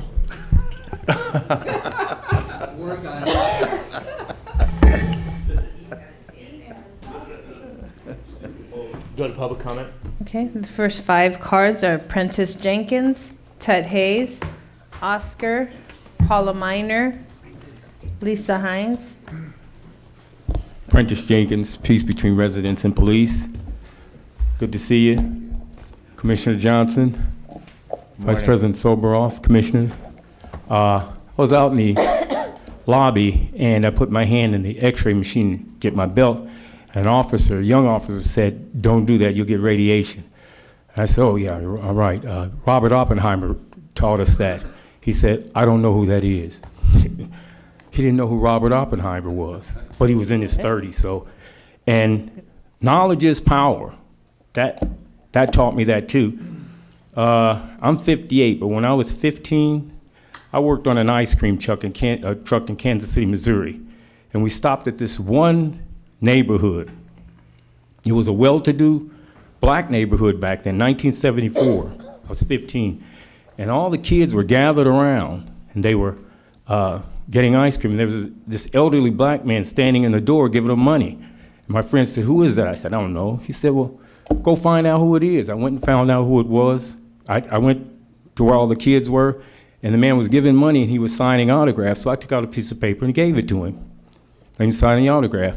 Got back on the truck, we started selling more ice cream. We actually almost sold out in just that neighborhood. We almost sold out. A friend of mine, he was only 16 too. They let 16-year-olds drive ice cream trucks back then. And he was about to go, he said, "Hey, who's that old man?" I said, "I don't know." He said, "Didn't you get his autograph?" I said, "Oh yeah, I got his autograph." I pulled it out. I said, he said, "Who is he?" I said, "I don't know. It says it here. His name is Satchel Paige." Huh. How many people know who Satchel Paige is? Yes, I met Satchel Paige and I was a dumbass and I didn't know who he was. And I threw the paper away. That's Satchel Paige's signature. It's worth $917 today. Knowledge is power.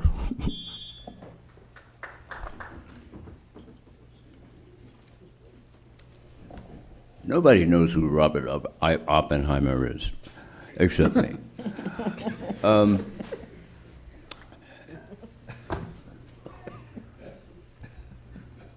Fire engines and ambulances are high-profile vehicles. They have a siren and they have an air horn, but they cannot exceed a certain speed limit. They can't go faster than 5 miles an hour over the posted speed limit. LAPD, not high profile, well, they have these SUVs, but they really go quite fast over the speed limit. Accidents, injuries, and even death, fatalities, are bound to occur. So if a first responder like a fire engine or ambulance, by their rules, cannot exceed a certain speed, should that be the same for the LAPD? Since you're more likely to see an ambulance than certainly a fire engine, but they recognize that speed doesn't kill, it's the stopping that kills, the collision. So, not wearing a seatbelt. Last month, the chief had a poster out in the lobby about buckle up. That's in the lobby. I don't know how many officers go through the lobby and look at what the chief has posted, but he said buckle up. But officers are being injured, they're having collisions, and they're not buckled up. And there's no consequence to not being buckled up. I know it's kind of difficult to punish a person who might be injured in an accident because they weren't buckled up, compounding the injury, so to speak. But I cannot understand why there isn't a firm requirement to buckle up. And I know why they don't buckle up. I know why. You should know why also.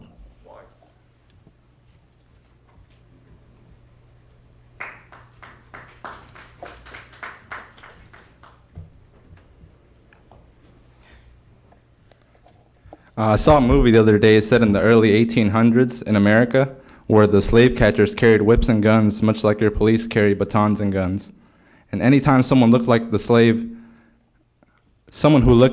was seen off of the plantation, they were asked to provide a pass from their master. Today, those plantations are our jails and detention centers where our brothers and sisters are jailed for profits. And it still stands today that if these slave catchers think that you look like you should be on the plantation, then you are subject to a questioning about your freedom. Do you have a criminal record? Do you have any drugs? Are you in a gang?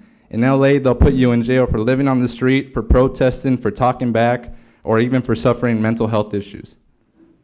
In those slave days, when resources were low, the slave catchers and slave masters didn't go hungry. They simply cut the resources of the slaves, just like you cut our resources to make sure your slave catchers and slave masters take 54% of our general budget. But when the slaves weren't fed well, that and the violent oppression they faced made the atmosphere ripe for a slave rebellion. So what did the slave masters do to keep the slaves calm, Matt Johnson? They sent the house slave, the one who could read the Bible.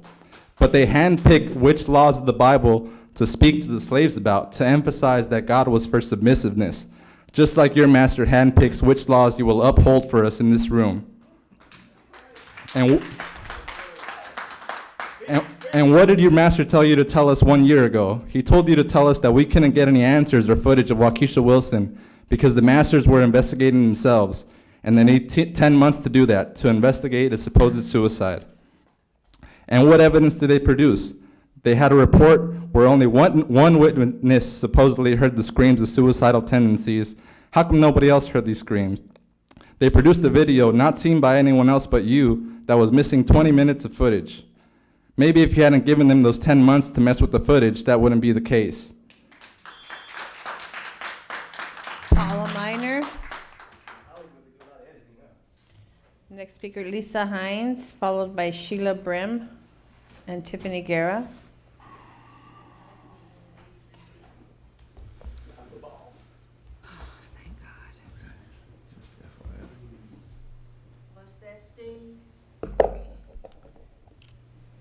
In 6 days, it'll make a whole year, my baby has been dead, killed in your guys' jail.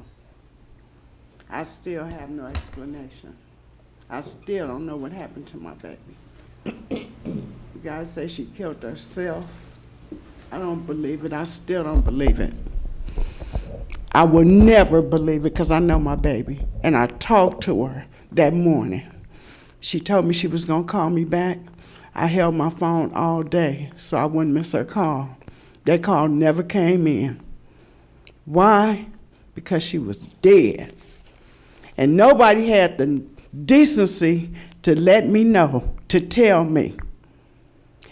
Hell, when I called and tried to find out where she was, they told me they didn't know where she was. They couldn't locate her. They was trying to find her. Now in the report, it says the senior officer had no recollection that she was even an inmate in the facility. Wow. That's poor. That's shameful on you guys' behalf. How can you let something like that happen? My baby didn't kill herself, because every day I find out something different from what you guys have told me. Every day. When are you guys going to do the right thing? Nobody's going to admit that they did something wrong. You guys know that. Investigate this shit.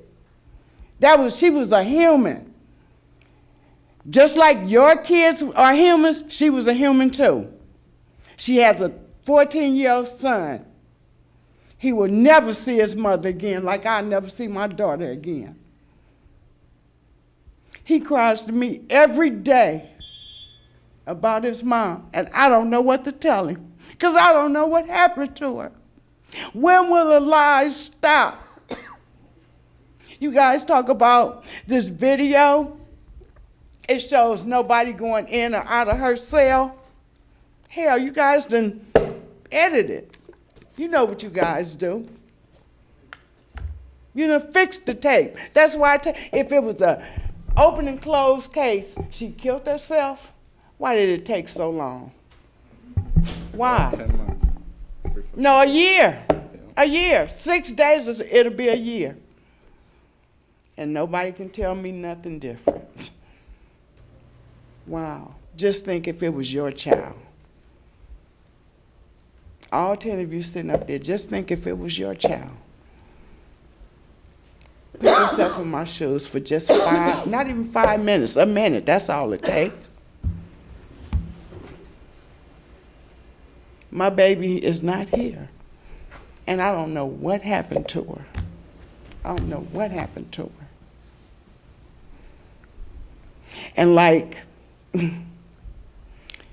I read a report that since March 1st, 5 people have died in the LA jails. The watchdogs, it has brought great concern to them. And it says, anytime somebody dies in the jail, it should bring great concerns and questions from everybody, because we will never know what happened to the person that died. We will never know what happened because we'll never get the right information. This is what, I can't even think of her name, Lim somebody. You know who I'm talking about. Y'all know the story. You know, huh? You know what I'm talking about.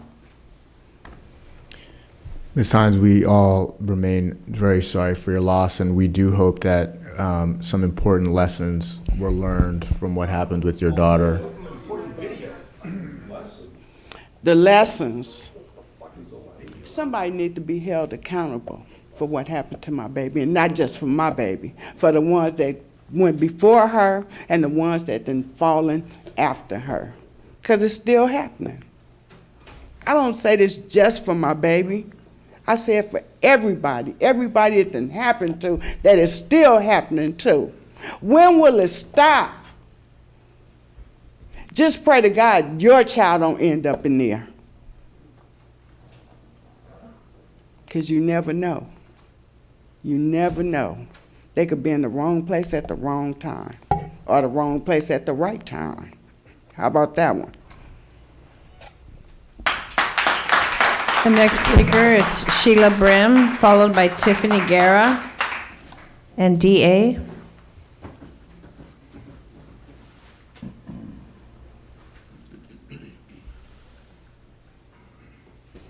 While you guys are going to Vegas, Baker, wherever you guys going on this trip you guys got together, as Chief Beck was talking about, you know what we're going to be doing on Monday the 27th?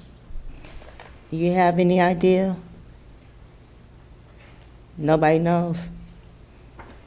Do you know what day that is? Yes, we do. Thank you for acknowledging that. But believe this, your kid, your grown children can work at these high places, NMBCS, whatever, or live in Sherman Oaks, or live anywhere. Chief Beck comes in the neighborhood where I grew up at, from the Imperial Courts down Wilmington to the Jordan Projects where I grew up at. Waukesha Wilson grew up in Carson. Lisa and myself grew up in the Jordan Projects, Watts.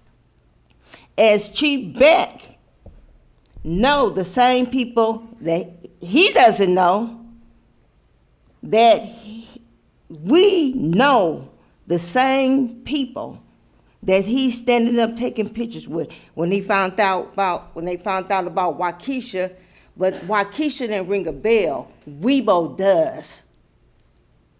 And guess what? On Monday, they all gonna be standing with us.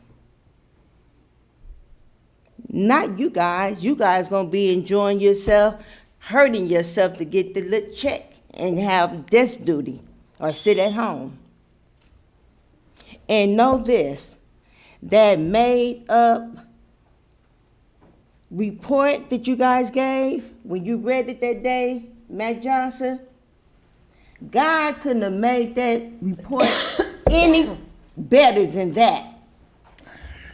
It was just too perfect. Now, we see other reports. So you guys have a problem. Just know this, remember this. You say you're sorry for our loss, right? Thank you. But know and believe this. We know she did not kill herself. All these people, the community, Watts, Carson, Inglewood, does not believe that she killed herself. And she didn't. Now think about yours, where they work at. It's a small world. We come in contact with so many people. My name is Sheila Brim.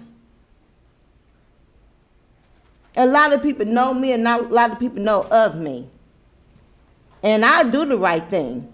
But when it comes to this matter right here, I am very bitter. I am bitter because of all the lies. Because a whole year and no video yet, Nothing yet. You release a report, but you don't release a video. And then this report, that report, this report. It's ridiculous. And neither one of them add up, each one telling a different story. That's what's so painful. Instead of just letting it out, telling the truth about it, okay, we was wrong, we used too much force. Because in that report Oscar read, someone was assigned to watch her. Did he watch her or did he kill her? Think about that. Tiffany Guerra. DA.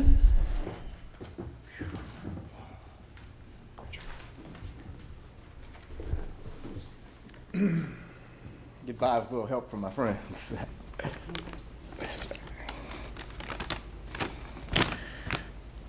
Greetings, my name is DA. I'm a local Rastafarian. European colonialism and current racist political power and policing does not come and has not come from tricking the natives. It comes from nihilism, having no standard morality. The Peace Corps helps people so that the CIA can kill people. The Pilgrims were devout, but the second wave of immigrants from Europe were violent and massacred Native American people. The United States is a psychological house of cards, with blacks being compelled by the culture to flatter whites who act as intellectual pufferfish, telling them that they're super smart and super genteel so that they can keep their job and stuff. But this pretend world of police and government trickery is collapsing. We are genetically equal in brain potential. Like the Disney movie Old Yeller, Trump and the white supremacist supporters could become like an old dying dog and attack everybody, as they're trying to do.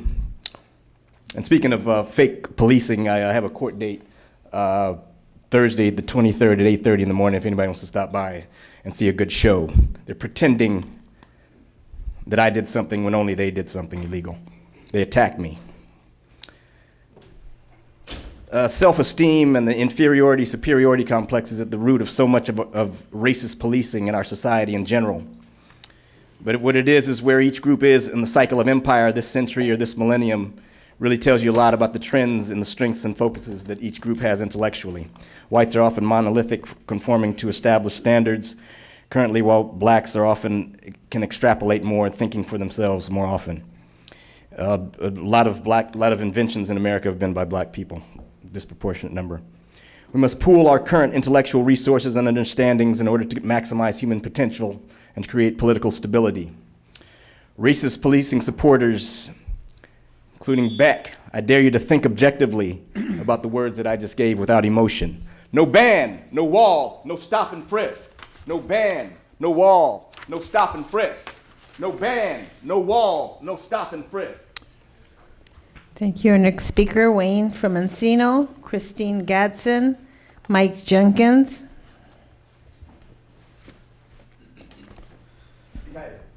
There you go. So, not once but twice you put me in that little house over there where Waukesha spent those last days. See, first it was a misdemeanor, thanks to you and your illegal dispersion in November 2015. And then you had Mr. Wesson, by the way, who claims he works for the city attorney. Did you know that? Court filing. See, this is a sham pleading. So I'm trying to appeal it, and the Superior Court takes out 54 pages of the record and fails to transmit it to the appeals court. But don't worry, I have all the copies. So I'm going there today to file it. See, they gave me a choice, May 2016. I had to put up a $75,000 cash bond or they were going to hold me 5 days. You know what would have happened if I would have been held to 5 days? I'd been dead. You fuckers were going to kill me in there by putting me in claustrophobic conditions, stressful conditions, to see if my heart would give out. Because you know, when I was 23, I had a stroke. You know that. And that's exactly what Herb Wesson and you were going to do to me. So I had to put up my father's house and post a $75,000 bond, or I'd be dead right now. So I know you killed Waukesha Wilson, and I know you were hoping I'd fucking stroke out. And I'm going to tell you something. You're going to make fucking sure of one thing. You're trying to dismiss my cases. Number one, I'm going to win. And number two, through the back door, I am going to get that Waukesha video, and I'm going to put you cocksuckers in federal prison where you belong. Fuck you. Christine Gadsden.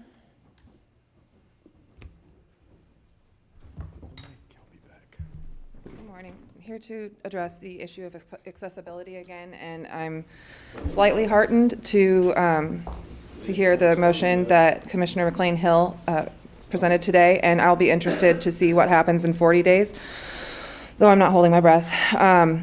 Getting the meeting outside of this room is only a first step. It's not just about outside of this room, it's about at a more accessible location within the city. It takes an hour and a half to get here on a bus from South Los Angeles. An hour and a half.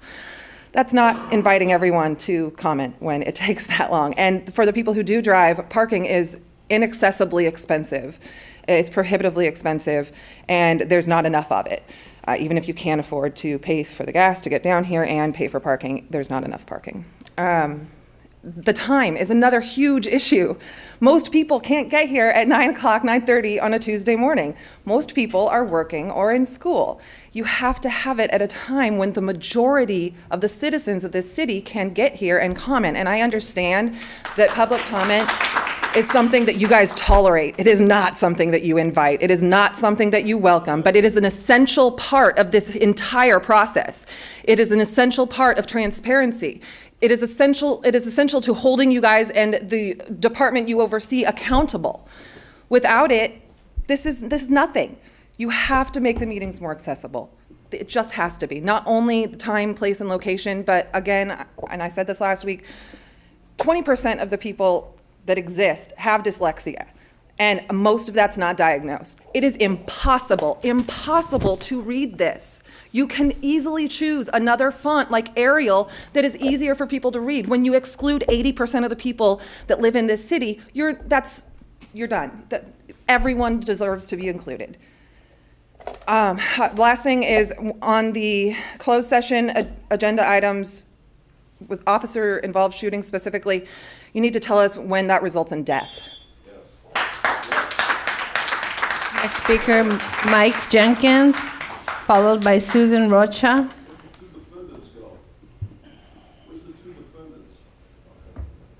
Yeah, this goes to the, this is really supposed to go to Johnson Soboroff. They're not here, so I'll say this to the three commissioners that are here right now. I still got my complaint concerning that commercial exchange building violating the construction site notice, doing work before hours, and 2 Sundays. So that complaint stands. And concerning you, Assistant Chief Villegas, I talked to your boss last week concerning Officer Archuleta, Vice Squad, because they handle bars, this belligerent bar, this ham and eggs terrible tavern. I call it, it's a dump dive. There's another noise complaint. Won't even turn down that bass knob and playing loud music. The problem is the place I live at, I can't move to a different room because they're filled up and other ones are being remodeled. So your boss, Chief Beck, said have somebody talk to me out in the back. This guy, Sergeant Wilkins, actually this prefix 842, there's no voicemail for it. So it's a dump of a phone number. Plus his phone is just messed up. So I need to get somebody that has a good prefix. I can leave a voicemail that I can contact, concerning my 2 complaints concerning, it's really PCID, Police Commission Investigation Division. Like I say, you can order somebody to talk to me in the back, and then we can get this taken care of. Because But I can have the officer right here give you this card with this Sergeant Wilkins that you can look at. He wrote this. It's got his badge number on it. Will you take that up to him? So I'm making a Mr. complaint Teebank, against. I'm making a complaint against him. Yeah, we'll Thank take you. that And card, he's- and then there's a supervisor in the back that'll speak with you as well. A supervisor. Well, okay. Yeah, as long as I get somewhere, because he didn't. It's been a week. He didn't contact me either. So. Thank you for your comments, sir. There's a supervisor in the back who will help you.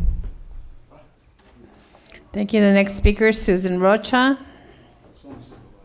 followed by Ingrid Turner. My name is Susan Rocha, and I fight noise.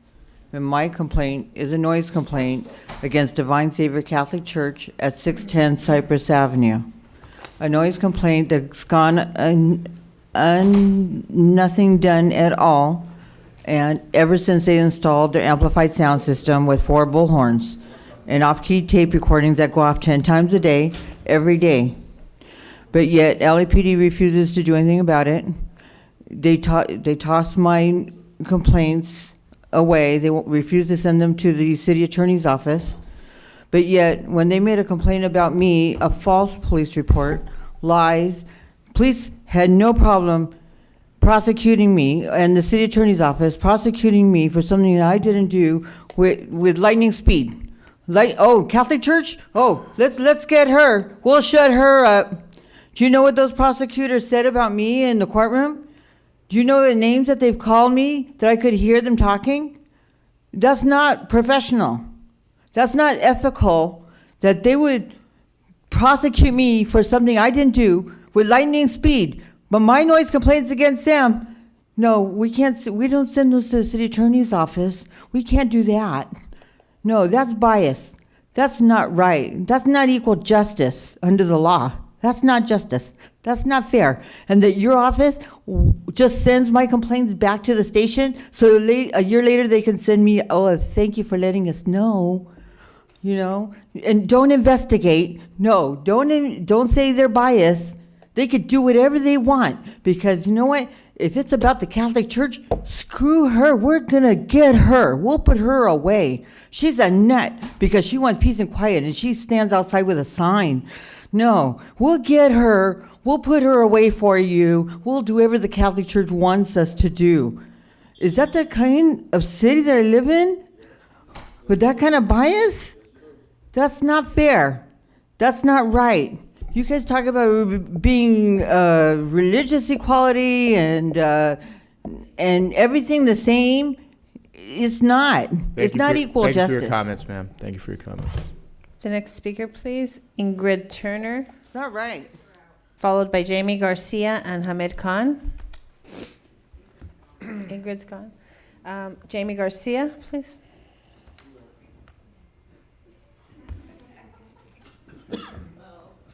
Concerned about how policing is changing. I think the public has the right to know about it. So this is about the grant application and award for 2016 regarding the National Crime Statistics Exchange and Assistant Program. So with the advent of data-driven, evidence-based policing, we see this attempt by LAPD to legitimize its existence and presence in our community and in our society through the use of data and the scientific process. The National Incident-Based Reporting System gathers an extensive amount of data on reported crime, and this extensive amount of data collected is not to better or improve data collected for the purpose of understanding crime, but its purpose is to continue the increase and expansion of data collection on the community's everyday encounter with law enforcement and in our lives, entering it into multiple databases. These databases are only increasing in number, and as the technology used to search through them is also increasing. The record management system allows LAPD officers to have access to multiple databases and obtain and exchange information on people in real time, basically a fusion center located in a tablet in the hands of an officer on the streets. More databases does not mean more safety. More systems to connect these databases doesn't mean safety. We see this process as the continual tracking, tracing of our communities, and the results are always deadly. Better data is the new horizon and part of LAPD's 2020 plan. However, what you can't legitimize or better is your tactics of collecting data. This process is inherently subjective, and as we know it to be racist, violent, and deadly. Officers detain, stop, arrest, harass communities of color on the regular. We still have over 1,600 biased policing complaints over the last few years. 1/3 of all people shot by LAPD are mentally ill, and over 1,000 people are killed by law enforcement nationally annually. So you should have never approved this without a discussion. In fact, it's shameful that there wasn't a discussion. I'm wondering if Shane, who's not listening to my comment, who I addressed earlier about this, even knows about what the impact of this is. Do you understand how they're going and they're changing from the different types of systems they're using to collect all this information, how the record management system is going to actually operate in the hands of law enforcement? Does data collection even concern you? Do you understand the process? Because it's taken me a while to understand it. Thank you and for to your think that you wouldn't even have a conversation about it is disappointing, because this is how it's changing. And this is the stuff that you guys should understand, and this is the stuff that needs to be publicly known. Next time something like this comes up about data collection, about databases, have the decency to have a public conversation about it. Because you know this is how you're trying to legitimize policing, and we know it's not legitimate. We Thank you know for that your your comments, tactics Ms. will always Garcia. remain the same. You will hunt us down and you will kill us. So have the Call the next decency to speaker, have a please. public conversation. The next speaker is Hamid Khan.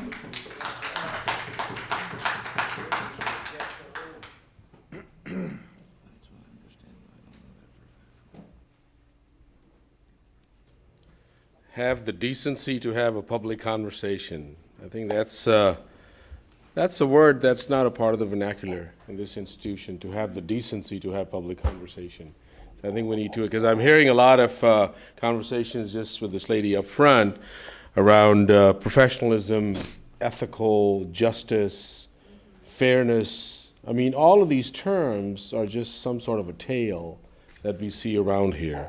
Because and I want to thank Oscar and Lisa Hines, because I had a chance to look at this report on Waukesha Wilson's, and I think what what comes through is that even if we were to step away for a second, away from the conspiracy that we see constantly being thrown at us, I mean, what you see is complete incompetency. I mean, it's either a conspiracy, or it's incompetency, or they're completely complicit. And all three of those are lethal combinations, because someone dies. Someone dies. Because what we are looking over here is a department which is flawed by design. Jamie Garcia just spoke about the record management system. Not only is it flawed by design, we are constantly in this environment because the culture of the police commission meetings is as such, as if all of this conspiracy, all of this incompetency, and all of this everything else that is going on just started today. And that is what we are supposed to understand, that just give us about 9 more months, give us about a year, we'll clean it up. Not that it's not a moment in time, it's a continuation of history. It's a continuation of history of this violence. It's a continuation of history of this brutality, because this is what we are dealing with. So we can't expect anything from them. It has to be abolished and it has to be dismantled. Because policing by nature. Thank you for your is comments. violent. By nature is violent. We have no other cards on general comment. We're now on item number 5, closed session. We have one card. We have Wayne from Encino.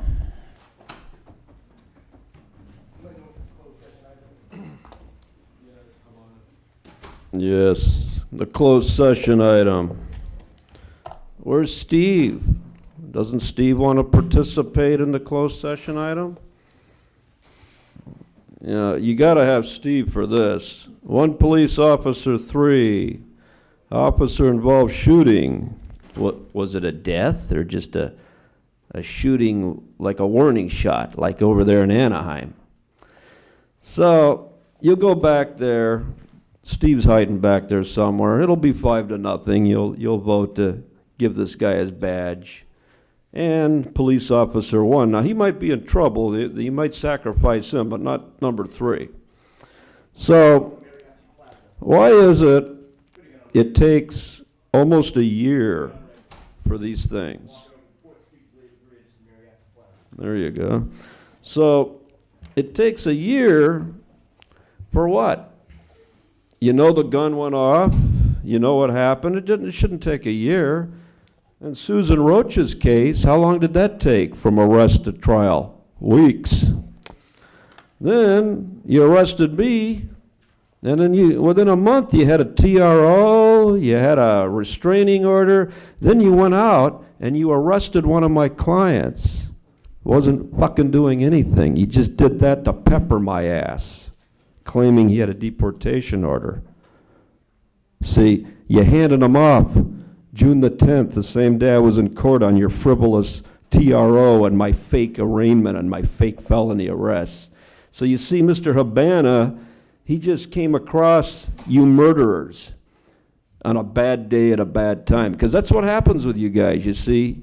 You come across one of you guys on the wrong day at the wrong time and the gun goes off. She'll go back there, just keep fucking voting in favor of these murderers. It'll be your fucking asses one day. There are no other public comment cards. The Board of Police Commissioners will now recess into closed session to discuss item number 5A1 in accordance with Government Code 54957.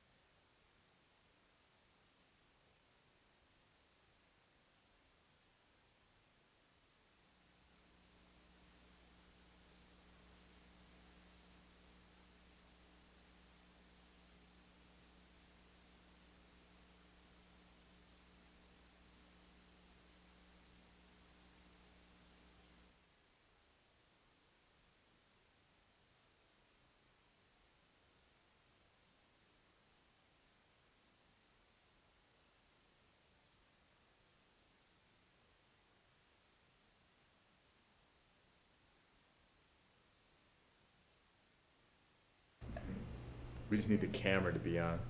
Oh. The Board of Police Commissioners has concluded its work in closed session. We are back in open session. In closed session, item number 5A1 was continued. Mr. President, is there a motion to adjourn? I'll move. Do we have a second? Second. All in favor? We are adjourned. Thank you.